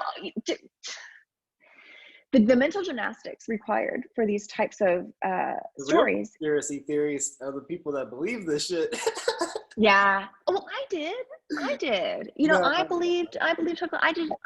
I believed all this. I did. I believed the truth. They are really good. They're really good at casting the illusions. And I think the conditioning from cradle to grave, I think the conditioning is really strong. I think that we're fed lies from kindergarten on, you know, and through we're told to look up and out for the answers. We're told to look out towards space, and we're told to look back in history towards the dinosaurs to really understand where we are now. And it's like, no, none of those things are true. We do not need to be looking up and out or far back. We need to be looking inward. We need to be looking, there's like innate truths, I think, that we all share as humans, just as like birds know how to fly south for the winter, and cats like know how to take care of themselves outside with really no help from anything else. I think that there, you know, and all animals, I think that we're animals as well. And I think that we're extraordinarily special. And I don't want to just confuse the beautiful spark of humanity with just being any other living thing on the planet. Because I think there's something extraordinarily incredible about being the human spark and human consciousness. But we're still animalistic in a way that we can be like Pavlov's dog, the bell, Pavlov's bell. When you would ring the bell, dogs would automatically salivate because they would connect the bell with getting their food. And even when the food was no longer coupled with the ringing of the bell, you could still ring the bell and they would still salivate because this idea, anticipation of something. And so I think humans can be kind of primed to react in certain ways based on inputs that we're fed all our lifetime. Like we hear certain musical tones and it makes us feel a certain way, and we see certain colors and it makes us act and feel in a certain way. And you know, even like the Jaws, like da-na, da-na, da-na. Like I don't care how cool you are and how like that'll still give you the heebie-jeebie. Like that'll still like make your skin, even if you've never heard it, there's something about those discordant tones and like the creeping element, the creeping nature of those chords together, that it's going to make your skin crawl. Like you're going to feel like a little spooked by that type of, and I think that just goes to show energy. You know, every sound is a form of energy, and we're receiving these energies. We're little energy receivers. We're walking around, we're little radio heads receiving. We're in tune or out of tune with the environment around us, and we're kind of like picking up all these energies around us and through our body. And like our skin is our largest organ. We forget about that, but our skin is like an antenna in itself. Our hair is an antenna and our skin's an antenna, and we're like taking in all this advanced technology. I mean, our brain, yes, our heart. totally, 100%. We are extraordinary machines. We just don't see it that way because we're biologic, you know, but we're just machines. We rely on our electrolyte system, our central nervous system, we can't do once we're out of electricity, we're done for, you know, we're goners. And I think that, yeah, I think that we need to remind ourselves at all times how important our energy is, and that it's the prize. I think our energy is the ultimate prize. When you think about this game called life, you know, what's the point? What's the point of this? And I think for those on the outside, the point is to get our energy. And for us on the inside, I think the point is to conserve that energy and to live in authenticity and untether yourself from the deception, which I think surrounds us for just the sole reason of keeping us from being true to our own, what is our true purpose. And, you know, we're living inside these like really strict rules of like morality and right and wrong, and these ideas of what's right and wrong, but all that's sometimes bullshit, and it's just making us feel a certain way, making us hate ourselves and feel down on ourselves. And you said it at the top, with like, it's just all about love. And you also mentioned on one of your podcasts, or many of your podcasts, I think, but you have to take care of yourself first. You have to come to an understanding and a peace within yourself before you can like really help others, or try to really truthfully and honestly connect or gain or really build from others. The first step is understanding and being true and accepting and loving and forgiving of yourself on this journey. And we have a really hard time doing that because we're just taught shame and, you know, be guilty above all else, and hate yourself and always try to be other people, always fake it till you make it. And nobody's ever saying like, just be true, just follow your inner guiding light. You know, nobody's ever telling us that. Last thing. So one question I wanted to ask, since you are Human Vibration, what's like your favorite music? I love all sorts of music. It depends on what mood I'm in. If I am in a mood of, I'm really into Kid Koala right now. He's got this album called Music to Draw To, and it's a beautiful album of just atmospheric synth, but then there's a few ones with vocalizations on it, and it's like a pure hour of, you just want to write, like zone out and do any sort of creative endeavor. Kid Koala's music to Draw To is excellent. And then let's see, I really like oldies, like 50s and 60s. It's kind of what I grew up on. Kind of Motown is really fascinating to me. Like Phil Spector, him passing away, like you forget how influential he was in like the creation of a very specific sound within like the 50s and 60s, with like the artists that he worked with the Supremes, and like a lot of these black he was like this weird white guy, but writing all these like really incredible Motown hits. And then like now with music today, let's see, who else do I like? Like Radiohead is probably one of my, I like Beach House. I'm trying to think about the records that I'm playing at the moment. I listen to all sorts of music. I can't really put my finger on like a single type. The one thing I don't really get enough is rap. And I do like Kendrick Lamar. I do like I used to think that Kendrick Lamar was one of the most prolific songwriter, like just the way that he can express thoughts and ideas was so fascinating to me, and it sounded so cool. Like anytime I ever was listening, like when his Mad City, that's what it was called, right? Mad City. Mad City. Yeah. And when I remember, because I'm not like a cool person, but whenever I would have that on, I was like, damn, I feel fucking cool, like just listening to this. And I realized, you know, music allows us to kind of slip into a different version of our personality. It can. And I liked that I could feel a certain way. I could feel a certain level of like coolness and inness by appreciating a certain type and a certain type of artist, or like a certain type of flow. Because I would say, like, on the other end of the spectrum, one of my favorite artists is like so uncool. It's Rufus Wainwright, who's an incredible vocalizer. One of my favorite producers is John Bryan. He produced Fiona Apple, Amy Mann, and Rufus Wainwright, along with a bunch of other stuff, but like super uncool, but just something that I have been into for a while. Kishibashi, he's a violinist, instrumentalist, but with a really cool songwriting. Let's see, who else? I don't know. It's a hard question. I like a lot of music. I listen to a lot of different music. Aphex Twin, they have this one song that I could listen to on repeat forever. It's called Avril 14, and love that song. I do a lot of on repeat, like I will get a song in my head and I will have to listen to it on repeat until I have exhausted myself of it. I've noticed that I have like a really obsessive personality when it comes to music, and I will listen to a single song all day and not get sick of it, and then I will get sick of it, and then I'll go to the next one. But that's kind of like, I think that's an interesting consumption of music, because I don't think everybody does that, but I'm just like, I have to listen to this single song until it's out of my head, and then until I do that, it's just stuck in my head and I can't get it out of my head, and so I have to it's weird, like I have to like oversaturate my brain to such a degree that my brain's like, no more of this one song. But you had a lot of like, I guess you guys do a lot of rap stuff. You're really into rap artists, and so I was taking some notes of the people that you kept bringing up.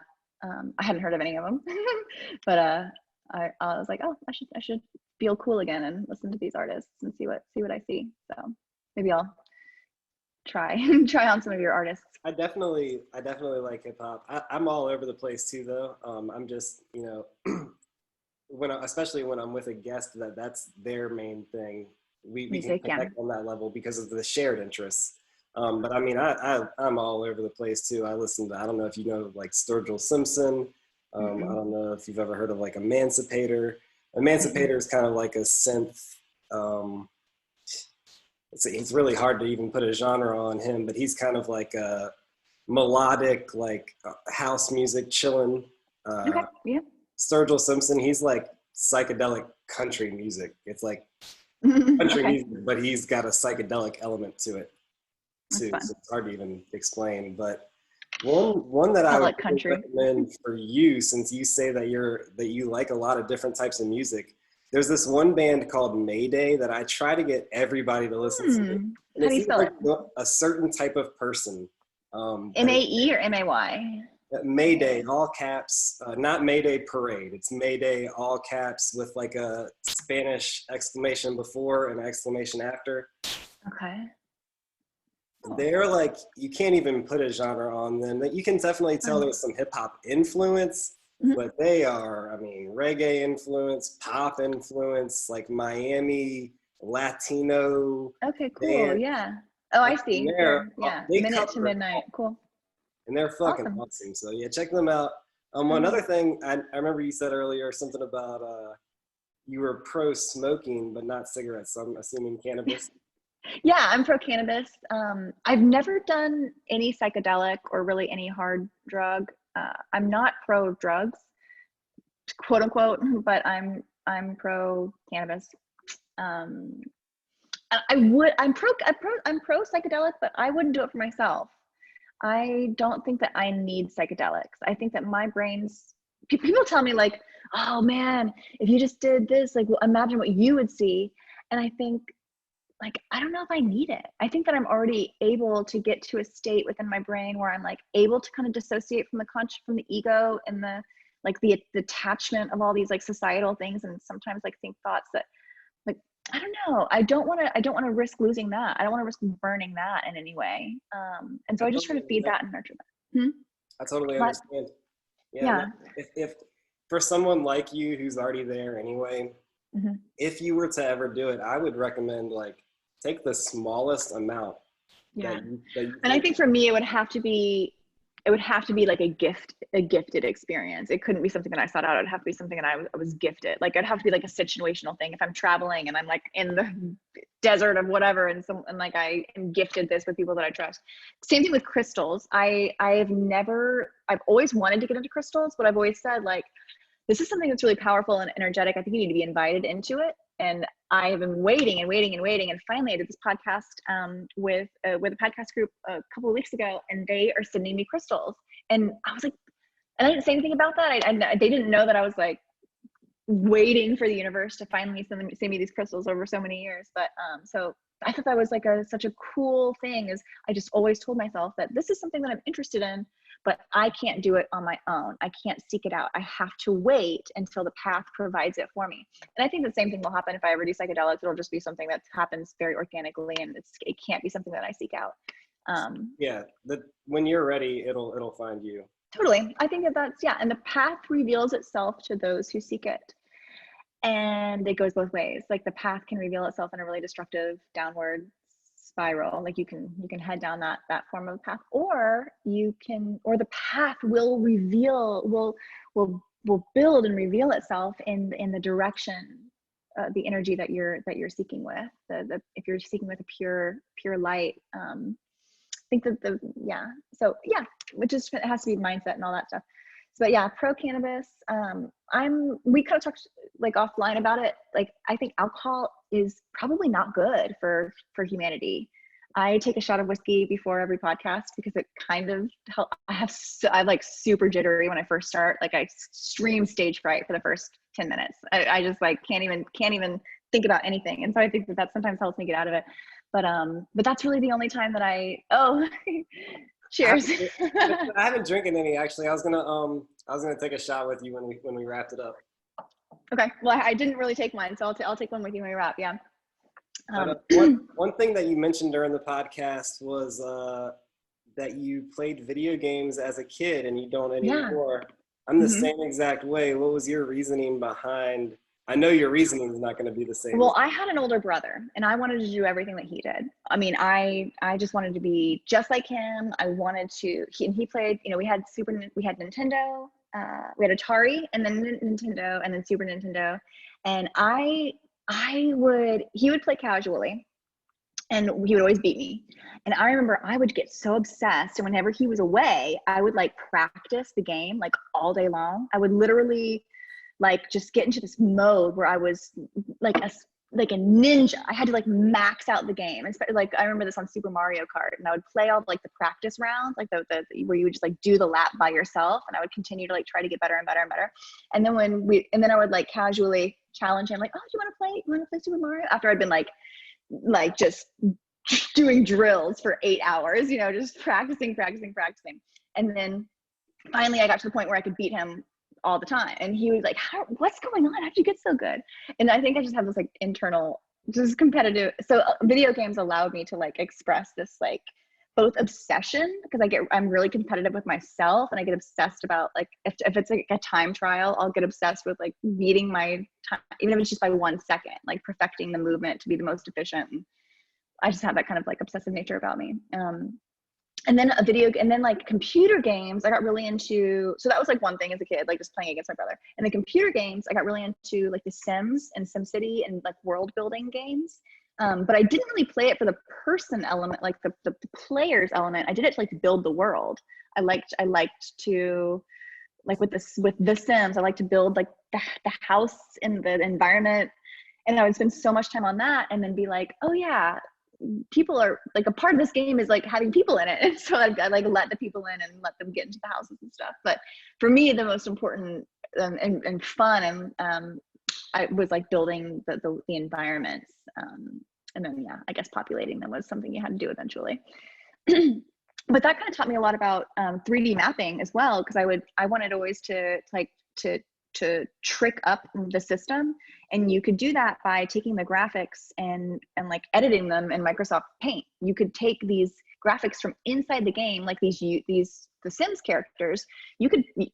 The most robust I could do at the time, because I didn't have any design software, I could literally lay out the graphic in Microsoft Paint and like update, change all the green to pink. And then next time I would turn on the game, my player that usually had a green shirt on would have a pink shirt on. And I would realize that I could manipulate the gameplay by these little things. And I never really got beyond that because I was just limited on what I could do as like a kid using my parents' PC laptop. And I had no really knowledge of anything other than like just basic image manipulation. But like later in life that served me because I realized that anything that's rendered in 3D space starts out flat.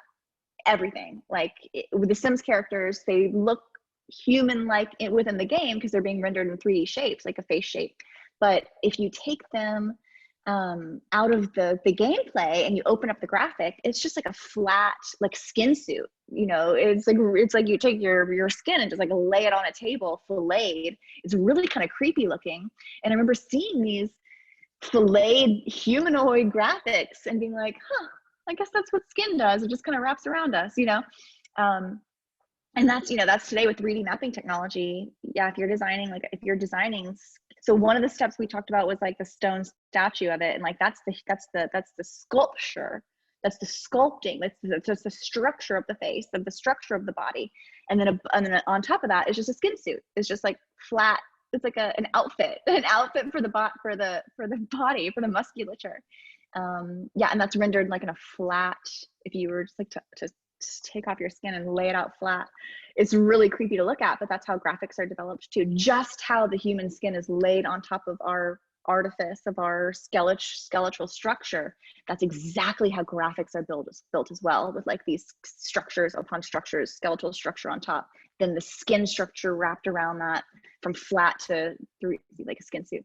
It's pretty creepy and pretty interesting how all of these things, you'd think that they would be different. You'd think that like graphics on screen would be built differently than how our human bodies are built, but no, it's like, it's very, very similar. They're just being represented in different space through our screens. But the physics, you know, we talk about, we didn't really talk about religion, but you talked about it a lot on your shows that I listened to, and the idea of God, biblically, like God creating man in his image. It's like, that's all he knew. And so that's how we look. That's what we look like. And that's the same thing with computer graphics. It's like, we've created our computer man in our image, and it's like it's all we know. And so like computer people are basically just representations from the physical form outward of us. But the one thing that they're missing, you know, you can build a human in the computer, but the one thing that they're missing is that light behind the eyes, that spark, that human spark. And when you look at these, like the graphics from thispersondoesnotexist.com, or if you go to that website and you press refresh, the one thing that you're going to see is that the eyes are blank. There's nothing there. There's nothing in the eyes. They're not windows to the soul, but they're just like voids to the abyss. Like there's no light happening behind the eyes. And that's something too, that's what I noticed with JonBenét. I was like, her eyes looked like shark eye, like black dead shark eyes with the first image that ever got released of her. Anyway, I can't seem to get away from that girl. I'm obsessed with the case. Everything seems to like fold back in on that one case for me. But yeah, just deception. So why did you quit video games? Well, I aged out. I aged out of video games. You know, I went from like being having like access to my parents' computer, then to going off to college. And when I went to school, like having these online gaming platforms didn't really exist yet. Everything was like console based, but there weren't like, you couldn't watch TV on the internet yet. You couldn't watch like Apple, you know, like iTunes was just kind of in its infancy. So I didn't really have access to playing games unless I was like going to the frat houses and playing video games with like the boys, which was not what I was trying to do at that point. And so I kind of, as a girl, you kind of age out of video games because people aren't playing them around you, unless you're like part of the gamer group of gamer. I'm sure it's different today, but yeah. So I wasn't. You know, you think about what girls are supposed to do, what boys are supposed to do. Yeah, I can't think of even in high school, I can't think of one girl that was like playing on a console, you know, playing video games. It just wasn't like not that like you have to be in a box, but Right. I went from having access to games all the time to no one around me playing games. And so there was just no reason so I kind of aged out, but I didn't stop being interested in like gameplay. Yeah, still kind of fascinating. And just like the obsessive nature of it. Maybe it's good that I didn't play games anymore, because I would like play it for hours and hours and oh, same. I quit yeah. Right at the beginning of my sophomore year of college. Yeah. I tripped on LSD for the first time, and I was like, what the fuck am I playing video games for? Life is a video game. Oh, interesting. It is. Yeah. Spend my time playing this video game. I'm already in this. So are you on the or I love that topic, and I'm gonna pick your brain on that a little bit. So I'm already there, that life is a video game and we kind of render as we go, and we can influence this game very directly through our energy and through our decisions. Yeah.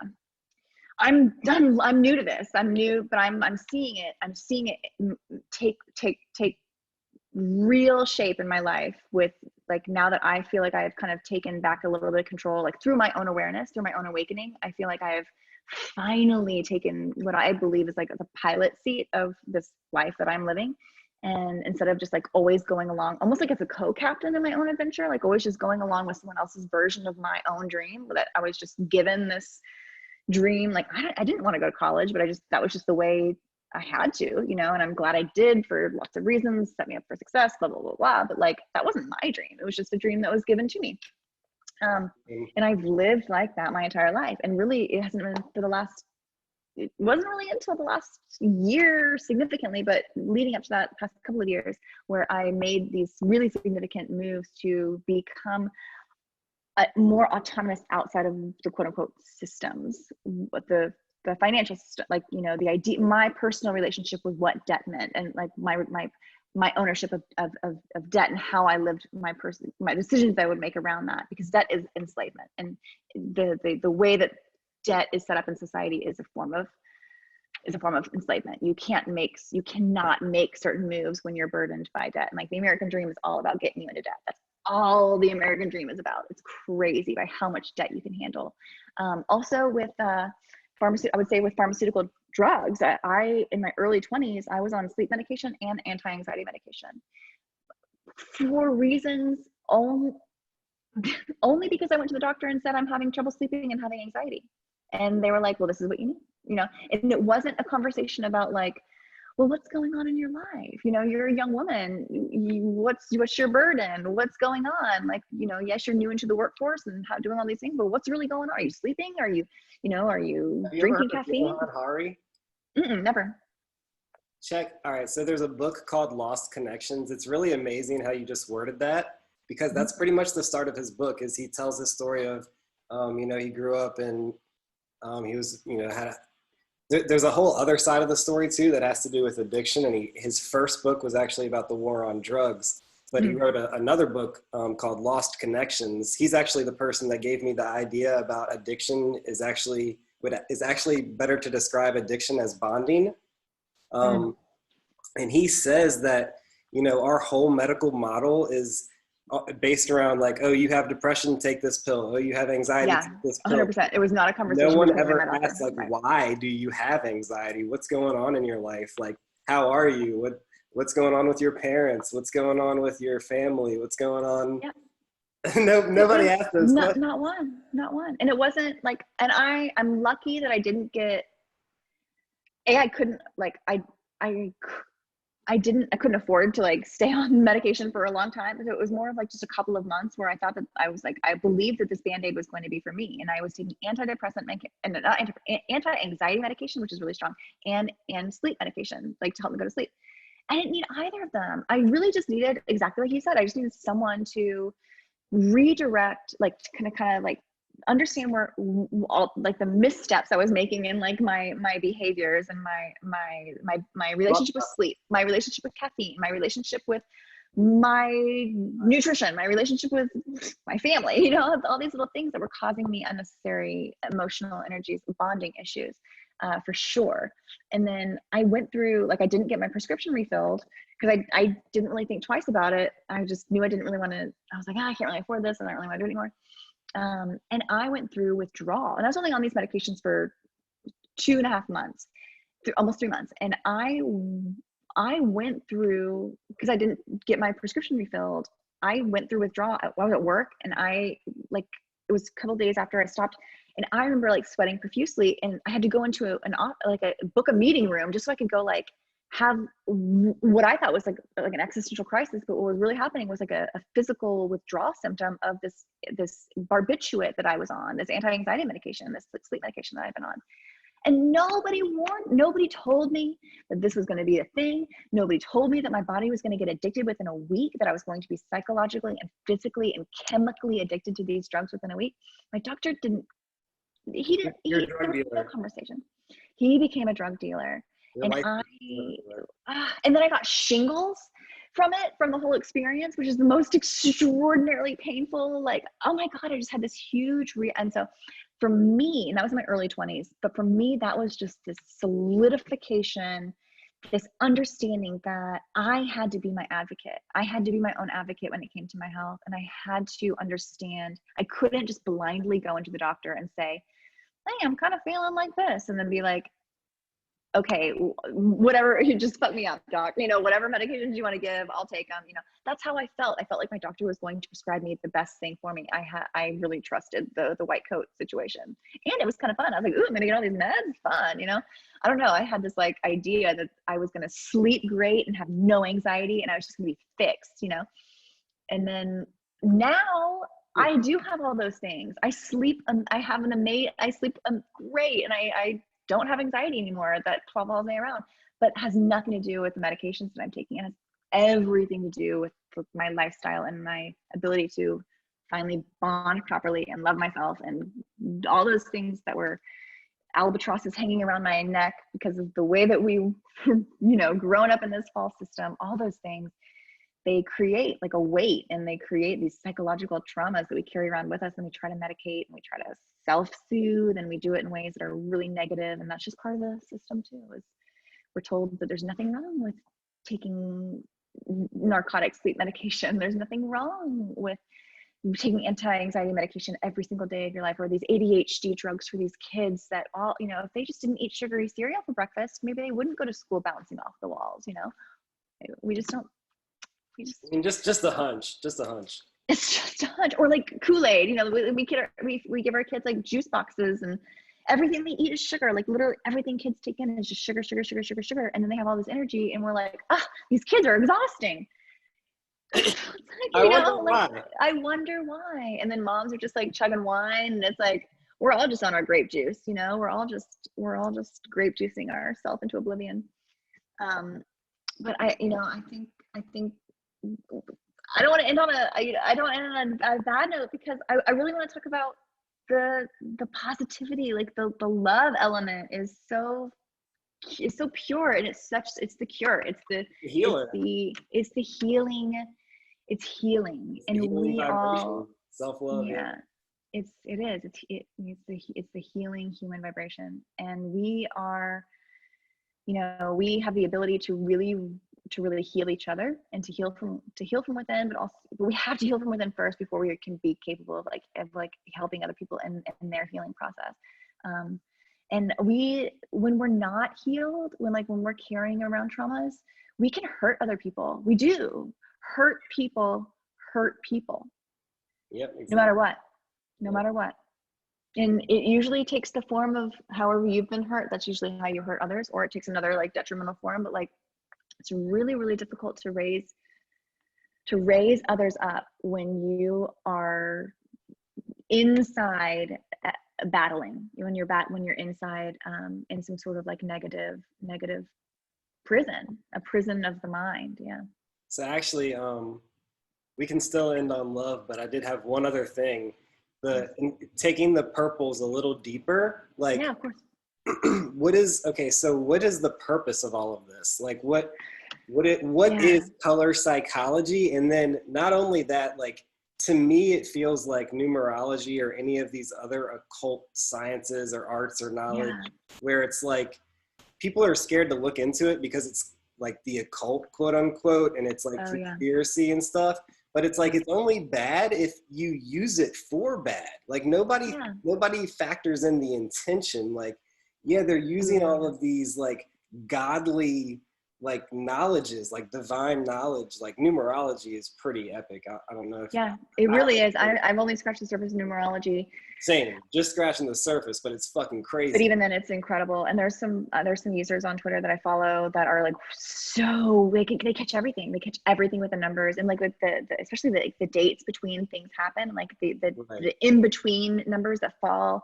And it's like this thing happened 333 weeks after the other one. And it's like, you know, or like the 666s that show up everywhere, or even like and not even that stuff, but just the actual like philosophical basis for it, where every symbol has its own frequency. These symbols are powerful. Has its own frequency and language. Symbols are extraordinarily powerful vibrations, and I think that symbols are distilled messages. When we think about, you know, the idea of a picture being 1,000 words, that's what they say. Like a picture's worth 1,000 words. Okay, well, why is that? Well, it's because inside this picture, you are literally taking. You're concentrating all of these explanations into one efficient format, and I think that's what the symbols do. I think symbols, whether we understand them or not, these symbols hold extreme power. These symbols mean very, very powerful and specific things. I like to explore the idea of the swastika, and what we know is like the Nazi swastika. That symbol has existed through history. Every symbol has a yin and a yang to it. Every single symbol. Yes, and I think that they like to take, so that symbol, we think of it as a Nazi symbol, but which is extraordinarily, you know, a destructive, emotional, intellectual concept of the Nazis. And then, but that symbol itself actually means something quite different. It means like a form of inner divinity. It means self-knowledge, self-understanding, means like a version of the Gnostic, the gnosis, to be self-aware, to be self-knowledgeable, an inner divinity, an inner light, the inner truth coming from within. That's what that symbol has represented long before it was on a Nazi flag. And I feel like sometimes history is formed to give us a negative story around a really positive thing, like to steal that from us. Like history has stolen the swastika from us because of the Nazis. Like you can't use that symbol anymore. You just can't. You can go to Tibet and you can see, or you can go to like a Tibetan temples, and you will see what looks to be a swastika represented all up, because it's not a swastika. It's something. It's talking about this extreme connection with the divinity within us. But I think when I say they, there is some sort of ruling group that's making all of this happen. The deep state, the Illuminati. Yeah, exactly. The larger. But like what you said about how we are the Illuminati, we are the illuminated ones. And I think that we do have this inner light. You know, they say our body is a temple. Well, what is a temple? A temple is a pyramid. Well, what's a pyramid? What's pyramid? Pyro is flame, middle, inner. We're a temple. A temple is a pyramid. A pyramid's an inner flame. We have an inner flame. Like it all kind of like wraps around and goes back to each other. But yeah, I think that all these like important concepts reinforce how like our inner spark is something. We have an inner guiding light. We have an inner divinity. We have a spark inside of us. We have some sort of inner flame. And that is like our lantern. That's our lantern for this journey, is our inner light, is our inner flame. And I think that combats all of the forms of false light that surround us, whether it's through our screens. Sometimes I get on the conspiracy theory where I'm like second guessing the sun. I'm like, what's the deal with the sun? You know, how do I know that this sun's legit? I think it's intelligent. Everything that we hold dear, I like to kind of like a kitten, kind of knock it off the shelf just to see what happens, like just to see it crash on the ground and just to see what else goes on. The truth is gonna still be there. The truth will always stay intact, always. You don't have to believe the truth. That's what I love about the truth. You don't believe nothing, and the only thing that's left is truth, because the lies The lies need your psychic energy. They need your faith in order to stay alive. Exactly. And that's what I believe that, like, I believe that the spell that we're under, I think that the deception, we talked about what's the point, the colors, the symbols, it's energy, it's magic. The color psychology, the thing I was getting to is, like, it seems like it's one of those things that, yes, they're obviously using it for deception, but isn't it good for us to learn about it and have awareness? So that I think so. I think so. I think the awareness creates, it's a little bit of a superpower when you can see it, you know, when you can see the colors represented in such a way. And let's say you're watching the morning news and they're talking about something really detrimental, really traumatic, but then you glance over and you can see that the whole screen's purple. You can be immune. You can suddenly in an instant go, oh, okay, well, that's what they're talking about is probably not valid.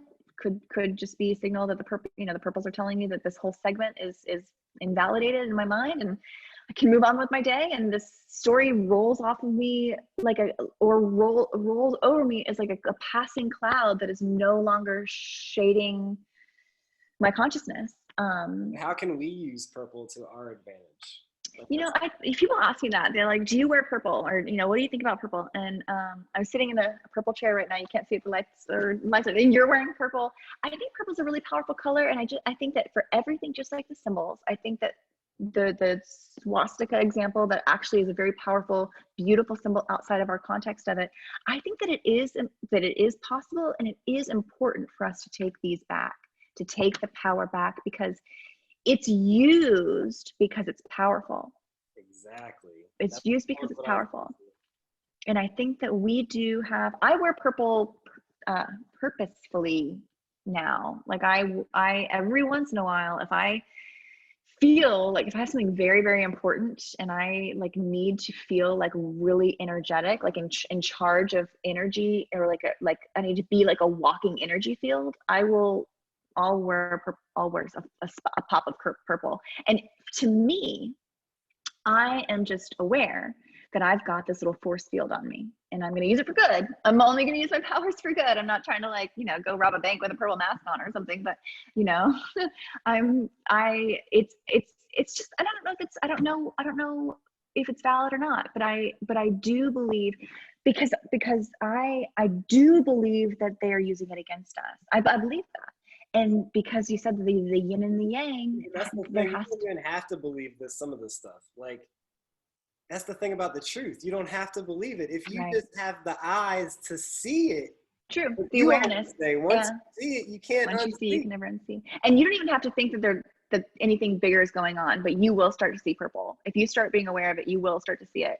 And that's what people say to me all the time. People reach out and go, it's purple. I'm sorry, I've been cursing on your eyes. My friend James, who introduced me to your account, he was like, pull up the account. He's like, I'm on the phone with him. He's like, bro, look, purple. He's like, and now he's calling me sometimes like, bro, look at this, purple, man, purple everywhere, purple. Now, do you see it? Do you see it when you look on your stuff? Everywhere. It's everywhere. It's everywhere. There's, another thing. I mean, you point out like a lot of politicians wearing it and stuff like that, but another thing, not even just people wearing it, but I see like this, a lot of these viral videos have like a hue to them. I noticed that right now, I noticed that with the GameStop, like the Robin Hood guy. Are you familiar with this? Like it's everywhere. But the individual who's like this young, tech bro, who's like the Robin Hood founder, CEO, he's like this young kid. All of the footage all of his interviews, everything is purple. Like he's not just wearing purple, but the whole scene, it looks like they have purple light. Like, when did purple become a natural hue for the human experience? It's like not even a color that represents in nature. It's like not a real color, and yet now all of these viral videos are purple. For me, whenever things go viral, it's kind of an indication that it's not authentic. I think that things go viral for a reason. I think they're kind of telling us something. I think that I talk about this example a lot, but the viral phenomenon that gets spread, like the blue dress, yellow dress phenomenon when we were like all looking at that thing and it went viral and everybody saw it. And at the same time, we had the audio phenomena with the Laurel Yanny, the blue dress, yellow dress, Laurel Yanny, those were kind of happening all concurrently. And I think what that was telling us at the time, I think it was just showing us how the human comprehension of reality, individual understanding and comprehension of reality can be rendered differently person to person. Some people see the blue dress, some people see the yellow dress, some people oscillate between the two, some people are colorblind and can't see anything, some people hear Laurel, some people hear Yanny, some people can hear the both, but some people don't hear either.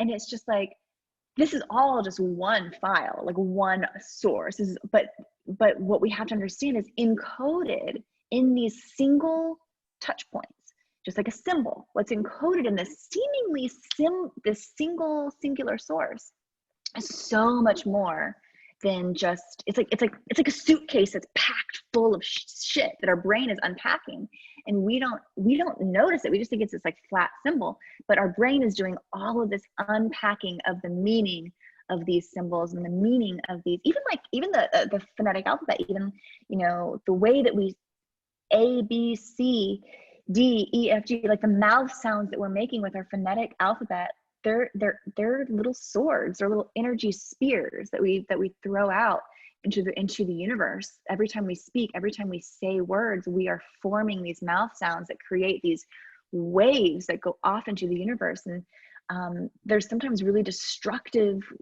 you know, our words are so powerful, and they call it spelling. You know, they call it spelling for a reason, because it's these energies and these incantations that sometimes we don't even realize that we're doing. Spells. We're casting. Yes, we're casting spells without even realizing.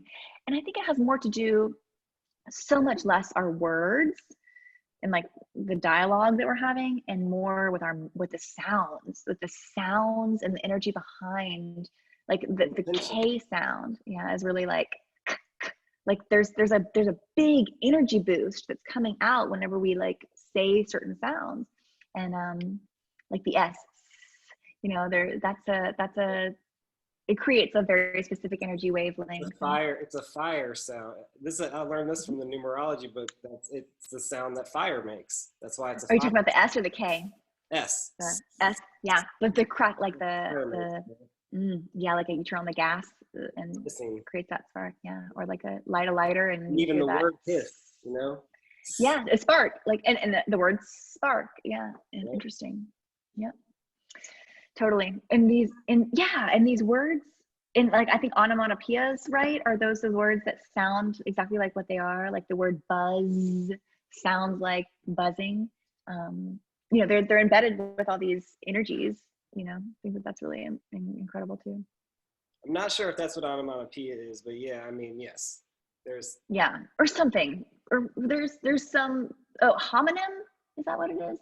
Okay, anyway, there's some word for. Onomatopoeia is the formation of a word from a sound associated with what is named. So yes, that is right. Cuckoo. Buzz. Yeah. So yeah. An example Oink. Yeah. Yeah. Fizzle sounds like it's fizzling. Like poof. Right. Yeah. Oops. I'm looking. I'm just googling things now. But yeah, I think I'm fascinated. I think my first, I like to write, and I've always liked to write. All right. I apologize. Are you? No problem. We've been talking for almost 3 hours. Yeah, no, I'm about to wrap it up right now. I was gonna say, do you remember what you were saying when the headphones were dying though? I don't. We were talking about onomatopoeia, and then I said I was just Googling stuff. So I don't think we really ended on anything super important. No worries at all. I was just going to ask, like, was there anything in particular that like you wanted to circle back to, or that like an overarching theme that you wanted to touch on? I think I just wanted to, first I wanted to thank you for, like, before we had this, I want your audience to know that you are really trying to set out to have important conversations. I really appreciate you having me on. I think that I'm not for everybody. Like I think some people, I'm a bridge too far. Some of the things that I go into are a little too far for some people, but I love that you have created this really open space for all types of thoughts, and like you're looking for interesting perspectives, and you're just open-minded. I think that's really important. And like, even before we had this conversation, you were providing me with all of this information that you found interesting and that your audience finds interesting, and you were kind of like setting me up for success, and sent me a lot of really cool reading materials just to prepare. And I love that, because I never know, every single, I don't have my own podcast, and so I'm kind of just up. I like wherever the wind blows me on all these different shows. Everybody has a different approach. Everybody has a different audience, and I like that you kind of informed me on where your head's at before we even had this conversation. I really appreciate you educating me on, and I always learn. Like I said, I learned through I learned through my Twitter peeps. I've learned more through people sharing me information and their context about the information than I find on my own, just looking into things. We are an amalgamation of the people that we meet, and I'm really glad for you to have, I'm very thankful that you have invited me on your show, and that you prepared me even before we started talking. So appreciate that. No worries at all. I'm definitely going to have you back. I don't think you're far out at all. I'm just as far out there, if not further. Really highly recommend Beyond Fear, which I already recommended to you. Yep. But also, I'll send you the TED Talks that Johan Hari has done. But also check out the book Lost Connections. That's about anxiety, depression, loneliness. Hard not to live in our society right now without anxiety and depression. It's tough, but yeah. So it happens from within to get out of it. Yeah. Cool. His lens, like you like to talk about, like the lens, or I use the word worldview, but it's pretty much the same thing. The lens by which you view the world, right? Yeah, definitely. His lens is so beautiful, man. I really like. He's I'm personally not gay, but I'm an ally, I guess you would call me. He's like this gay British dude, and he's just beautiful. Like, he's a beautiful human being in every way, man. Like the way he breaks things down, and like the whole idea of thinking about addiction as bonding, and how it can be a good thing or a bad thing depending on what you addict to. And we addict to everything naturally, so trying to resist it is like trying to resist life. Life itself is an addiction. Fun. Chick-fil-A breakfast. Yeah, for sure. Exactly. Yeah. So why not just like be more aware of our addictions and focus them on, we're about to take a shot of alcohol, but that's like the worst thing I want to do. I want that to be my biggest sin. You know what I mean? Yeah. Everything else, I want to be aiming for like creating community, which is part of what I'm doing with the podcast, or like focusing on unconditional love, or like heart-based consciousness, or building up.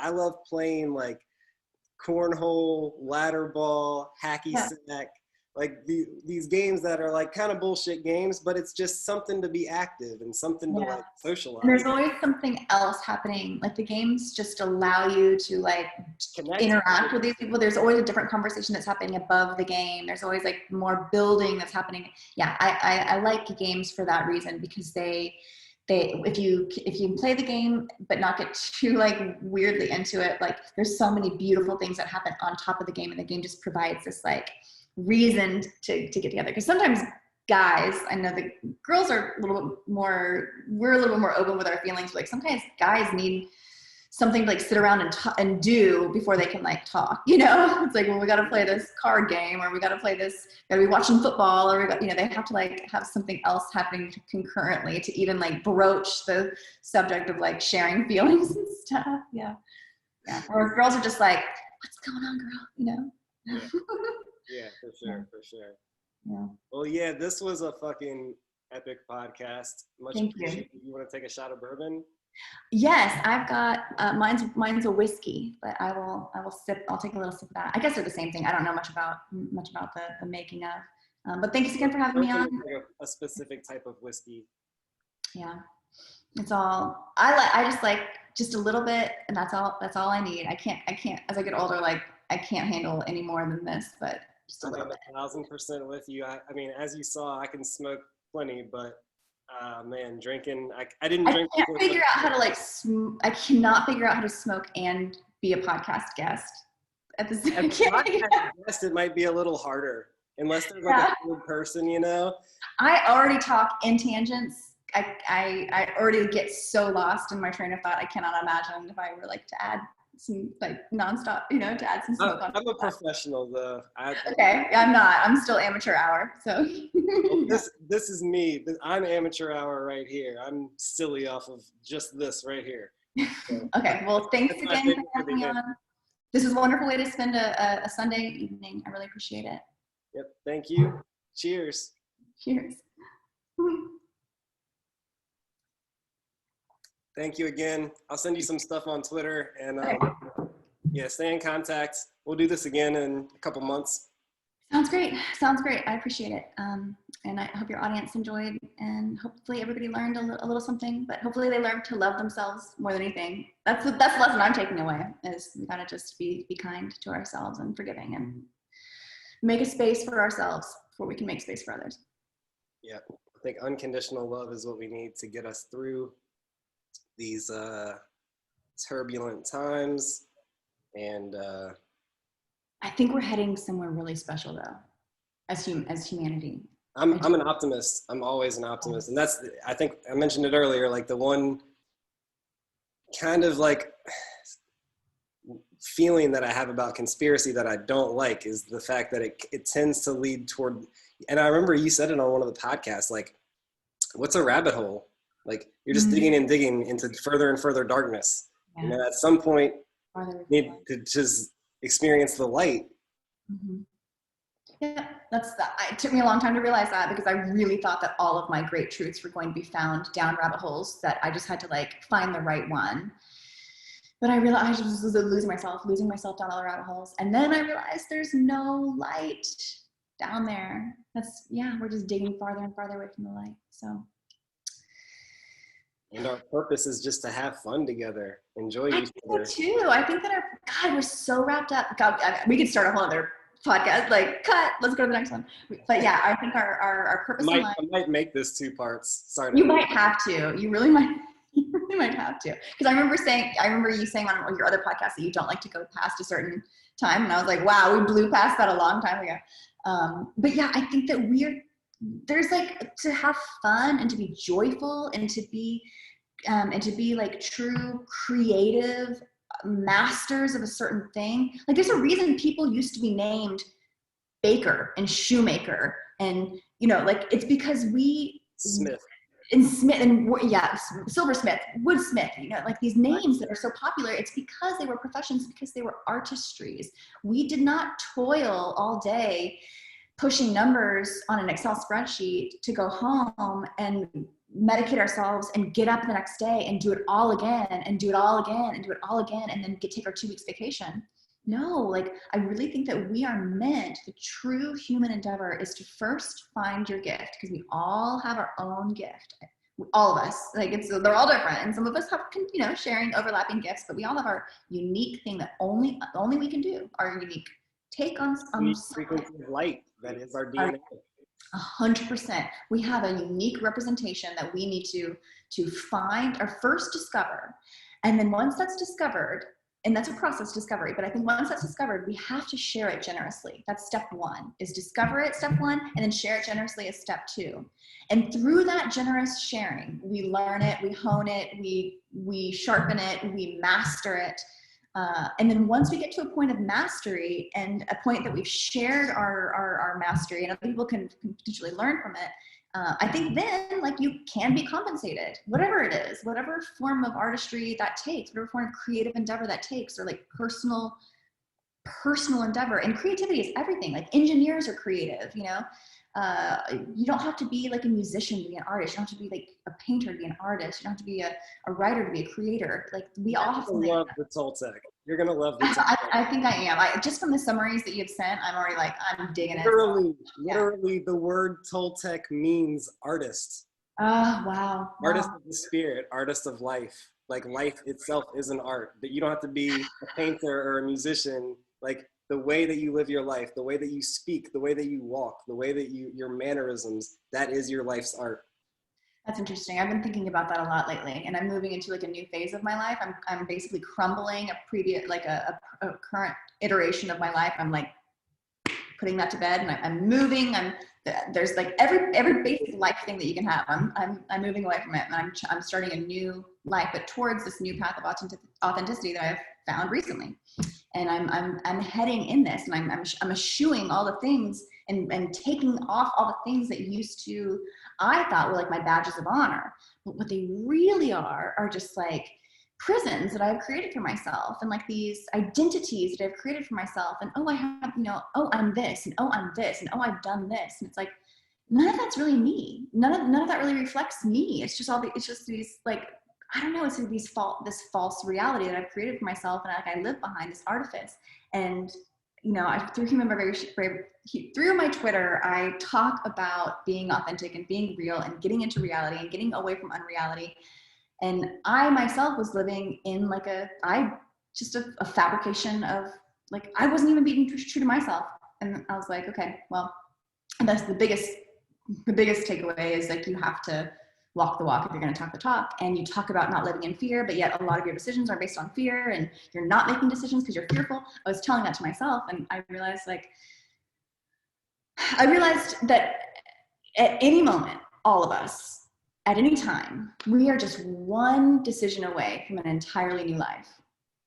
And I just needed to, if I wanted to live a more authentic life, I just really needed to start making decision after decision heading in that direction. And it didn't take that many, and I am living a new life now. And it's like all those things that I thought that were so tethering and anchoring, there was a no way. And if I do this, and everyone's going to think something of me. And if I do that, everyone's going to think something of me. And oh no. And then I was like, what do I care what they think? And they're probably not even gonna think that. They don't even think about me at all. It's like, and so what I realized is all those, exactly. And I think that when you live with authenticity and you make decisions outside of fear, there's like, people around you have nothing to do but accept it. Like I don't know. I think there's like I think the gates, we think that these locked doors are like dead bolted shut and like we can never cross through. But like once you really start moving in that direction and like just live.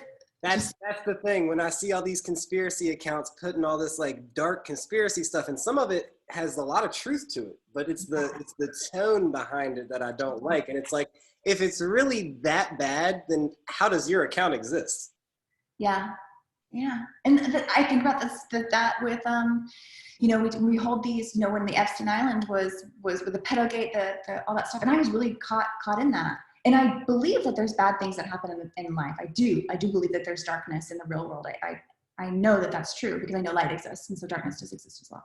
But I think that sometimes we get projected a really extreme version, just so the horrors will exist in our mind. And once they take root in our mind and we believe that these things are happening, then they're just as good as existing. Like if they exist in our mind, even if it doesn't actually happen in the real world, which I think some of these stories are like way overblown hyper projections of things that actually do take place, but like we're like blinded by this projection of it.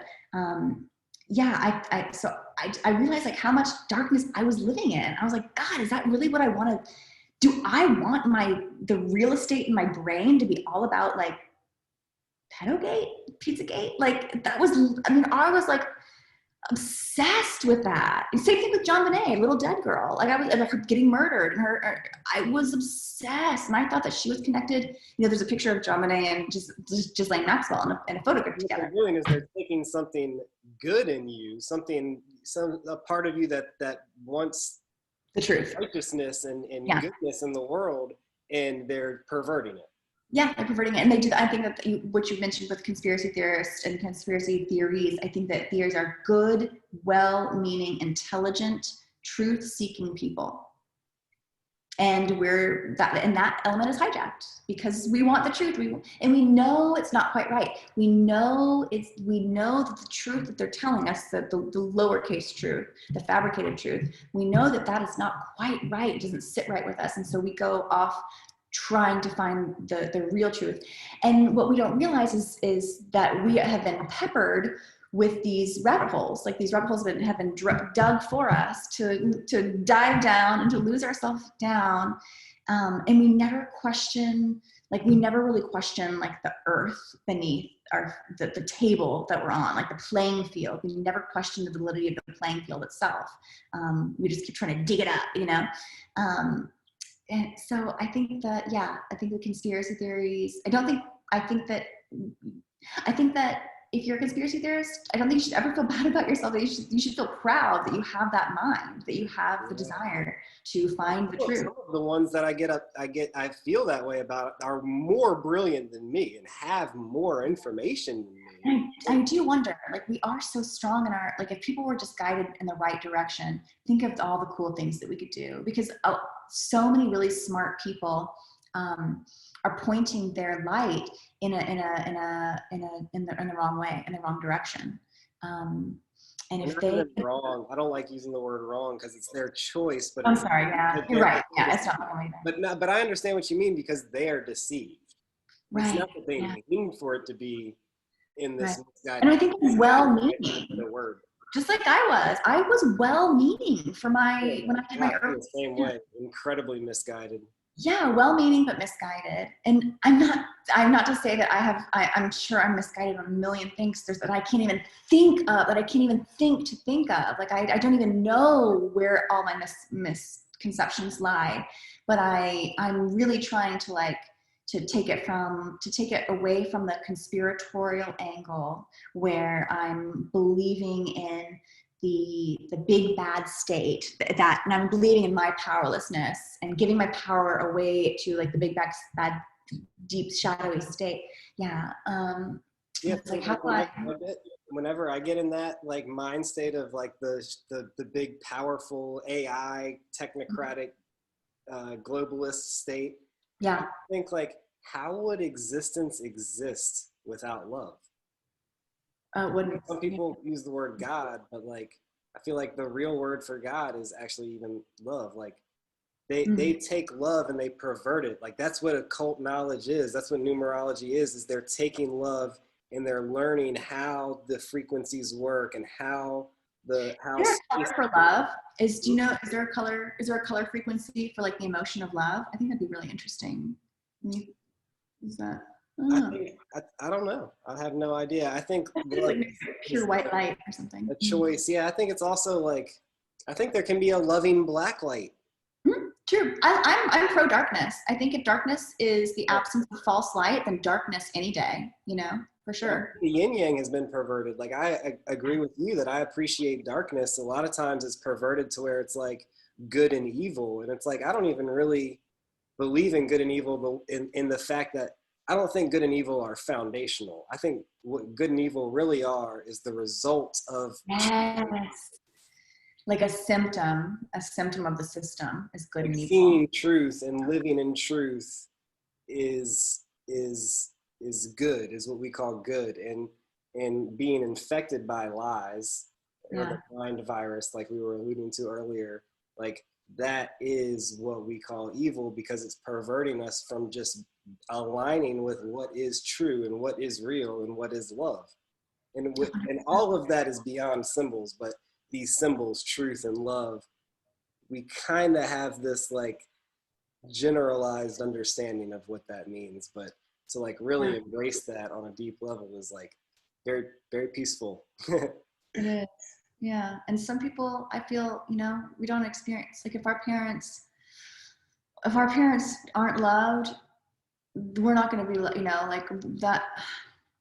It's interesting. Yeah. It really, our idea about love and our ability to love ourselves, it happens through like if you're not born into that, it's hard to learn that, and it might take an entire lifetime to learn, but intention is really the key to all of Everything, intention, even like purposeful action. knowledge that we were just talking about. Like, I think Yes. all of that could be used to create a beautiful world, you know, like Yeah. with numerology. Yes, take back these symbols. And a cult does not mean bad either. A cult just means powerful guiding. Yeah. Yeah. Yeah. Mm. I think I need to start a cult, and I think we all need to start a cult. A good cult, though. Right. What is even the word cult? Like, isn't that just It's been taken from us. on any group of people that aren't going along with their cult? Yeah. I mean, they're a fucking cult.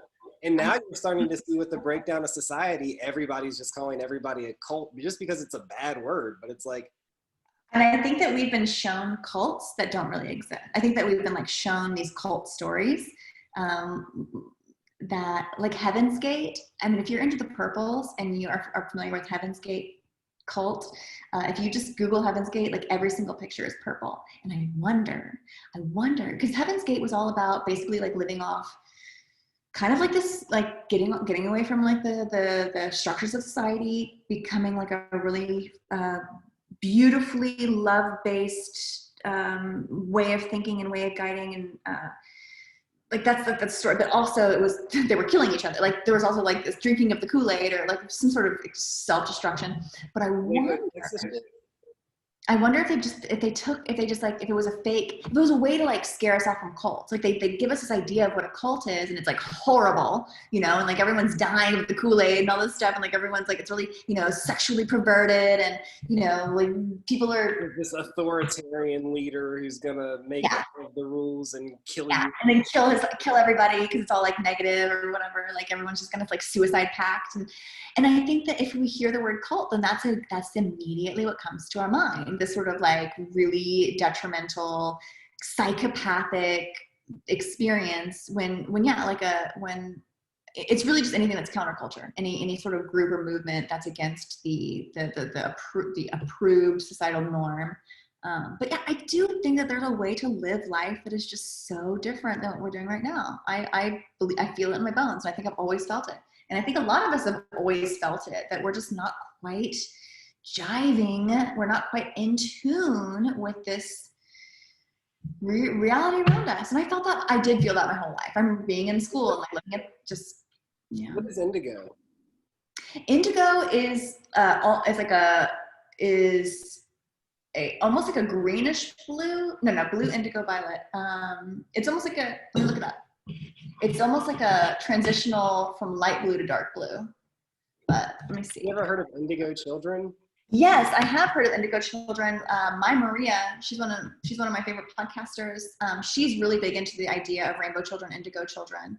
So indigo is the color lying between blue and violet. It's still not purple. Sometimes if you Google it, it's represented by purple, but it's not purple at all. It's just a really rich blue, like dark denim. Dark denim is known as, like, if you think about blue jeans. Indigo, like, do you think that shade is like used to blend, like, because I don't know. It's like an octave change. A lot of my podcasts, but I think there's some conspiracy theorists out there that are literally meant to kind of blend the truth and the lies. It's like an octave change. You know how like us sound crazy. Yeah, and I think blue, indigo, violet into purple. It's like when you do an octave change from you're literally going into a new, but you're starting back at the bottom. Like you're progressing to a new state, but somehow like you have ended back at the bottom, like with the music. You're still going up the scale, but you've started over again somehow, even though you're somehow higher. You're higher in both restarting. And I think indigo is one of those transitional, it's like preparing, it's just before the leap, just before the transitional state of going for that octave change. So there might be some sort of like, kind of like stop force on indigo, like they don't want you to make the leap up to the next level or something. Like you're an indigo child, they just can't fuck with you no matter what. Yeah, maybe you're immune. You're immune to you're in the middle. You're pre-illusion and you're at the top of the scale. You're an 80s baby, right? I'm an 80s baby. Yep, 85. We are the generation that needs to start speaking our truth, because like, you know, I don't know what year you were born. I'm 89, so I'm like at the back end of it. But like with me, I was raised with the internet, but I was also like just old enough to where when I was young, the internet was too slow to like be sucked into it like a zombie. Totally. Yeah, I'm 85, and so I remember. I grew up outside. Huh? You what? I grew up outside. Like, yeah, I remember I grew up outside. I wasn't, you know, we had a personal computer growing up, but like you were not on the computer. And right. Yeah, and I remember it was interesting having like the pre-internet life, because I think that we have been shown, we have the beautiful vantage point of seeing both. We understand what it means to be untethered by cellular devices. You know, we remember what it's like to remember a phone number. I remember like we could remember our friends' phone numbers. Now I can't remember. The very first phone, you actually had to do the finger dial thing. You did? You had a rotary dial? Yeah, I remember my grandma had a rotary dial, and I thought that was the coolest thing. You just like, you know, like make that little sound. And I was like 5 or 6 when we got rid of it, but I was like old and, you know, I remember. It's so tedious. You'd be like, ah. I mean, kids these days would have no idea what to do. Can you imagine like showing a kid trying to dial them up? They'd be like, what what's happening? Like waiting, yeah. And kids don't even know what a dial tone is. Like that. There's no laughing so hard when I heard you make the dial tone sound and the dial up. I was laughing so hard. In one of my episodes, in the tripod, we're having the same conversation about the internet, and I do the same thing you did, where I make the dial. Like that was such a I remember listening to that, and like sometimes it would let you on, and then sometimes it wouldn't, and so you'd be listening for like like let me if it connected or if it didn't, and it was like it would fuck with your anxiety. You call it anxiety. For sure. And there were sometimes you couldn't get on AOL, and that was the first one. Like the internet was AOL for me. Like I didn't know the internet outside of AOL and AOL Instant Messenger. It's so funny. And then I was like, oh, there's an internet too. Yeah. So funny. Well, you are a beautiful person, mind and soul, and I appreciate you. Thank you so much for having me on. This was a beautiful discussion. I've learned. I feel happier. I feel joyous. I feel I'm ready to take on the week. I'm excited. Awesome. I'm moving. I'll get my keys tomorrow. This is a transitional day. Yeah, transitional. Are you gonna be in Texas still? Yeah, I'm staying in Texas. Just doing I'm downsizing in every way, shape, and form you can. So I'm trying to just be lighter in spirit, lighter in physical. Life can get really heavy. Life can get heavy. We carry a lot of stuff with us all the time, and I'm just trying to do the opposite and see what happens. And it's been good so far. So we'll see how that continues. I'm not quite ready to live in like a camper van, you know, and travel the world like that. A lot of people are doing that, and I think that that's really admirable. But I'm not quite ready for that. But I'm definitely trying to live lighter, live less materialistic, and be just less tethered to the machine, I guess, in a way. Yeah. Yeah. The machine, the machine that is ruled by. We power it too, though. We power the machine. I think that the machine that's above, and it kind of, you know, harks back to the conspiracy talk that we were just having. It's like, I think that the true power is love, right? So no matter how much that they try to like take the truth of love and the science of love and the frequencies of love and deceive that and try to like be the God and create their own tech God, no matter how much they try to do that, like the light is going to win no matter what. Like I heard an analogy one time. It's like you can take a little candle into a room full of darkness, and if you light the candle, the whole room is illuminated. Mm-hmm. The opposite doesn't work. Like if you go into a well-lit room and it's full of light and full of joy and full of energy, you can take any amount of darkness you want and it's not going to do a damn thing. Wow, that's interesting. Yeah, I like that. It's true. Yeah, there's a higher power to a true joyous light than to bringing darkness. But yeah, you mentioned the yin yang symbol, and I think it's the swirling division. The swirl is the tiny bit of light in the dark and the tiny bit of dark in the light, and those two little points are chasing each other for all of time.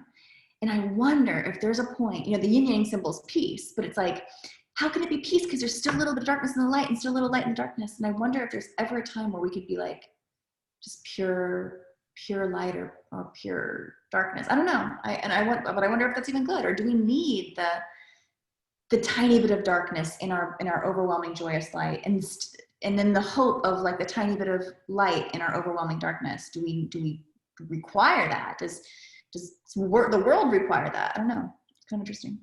Yeah, it's definitely a symbol that speaks to me. Have you ever heard of the movie Kymatica? Yes. Yeah. Yeah, okay. I haven't seen it, but people have recommended, like, it's on my list of things I need to see. Yeah. Yeah, I mean, the word Kymatica basically is like the yin yang in action, like not just the symbol, but like the reality of the yin yang that the swirling division of energy. Yeah, it's we talked about polarity, and the yin yang symbol is polarity. It's the extreme darkness and the extreme pure light, and then a tiny drop of each, you know, within the other, and then that, you know, and it's circular. It's almost like two. Yeah, and it rotates. Yeah, it's spinning. The GIF, right, with the ball, and it's. Oh, I love that. I shared that today. I shared that GIF today. Someone else posted it, and I love that GIF because it does. It shows the yin yang in present time. In the juxtaposition of the real two. time. Yeah, taking it into 3D space, which is my favorite thing, taking those 2D flat things and representing them in 3D space and seeing, and it still represents the same thing. You know, it's still that little bit chasing. It's like, and it also represents kind of like the symbol of my favorite symbol, most important symbol I ever look into is the Ouroboros, which is the snake eating its own tail. Which is that symbol of the snake like wrapping around itself, and also represented sometimes in the infinity symbol, but still like a snake.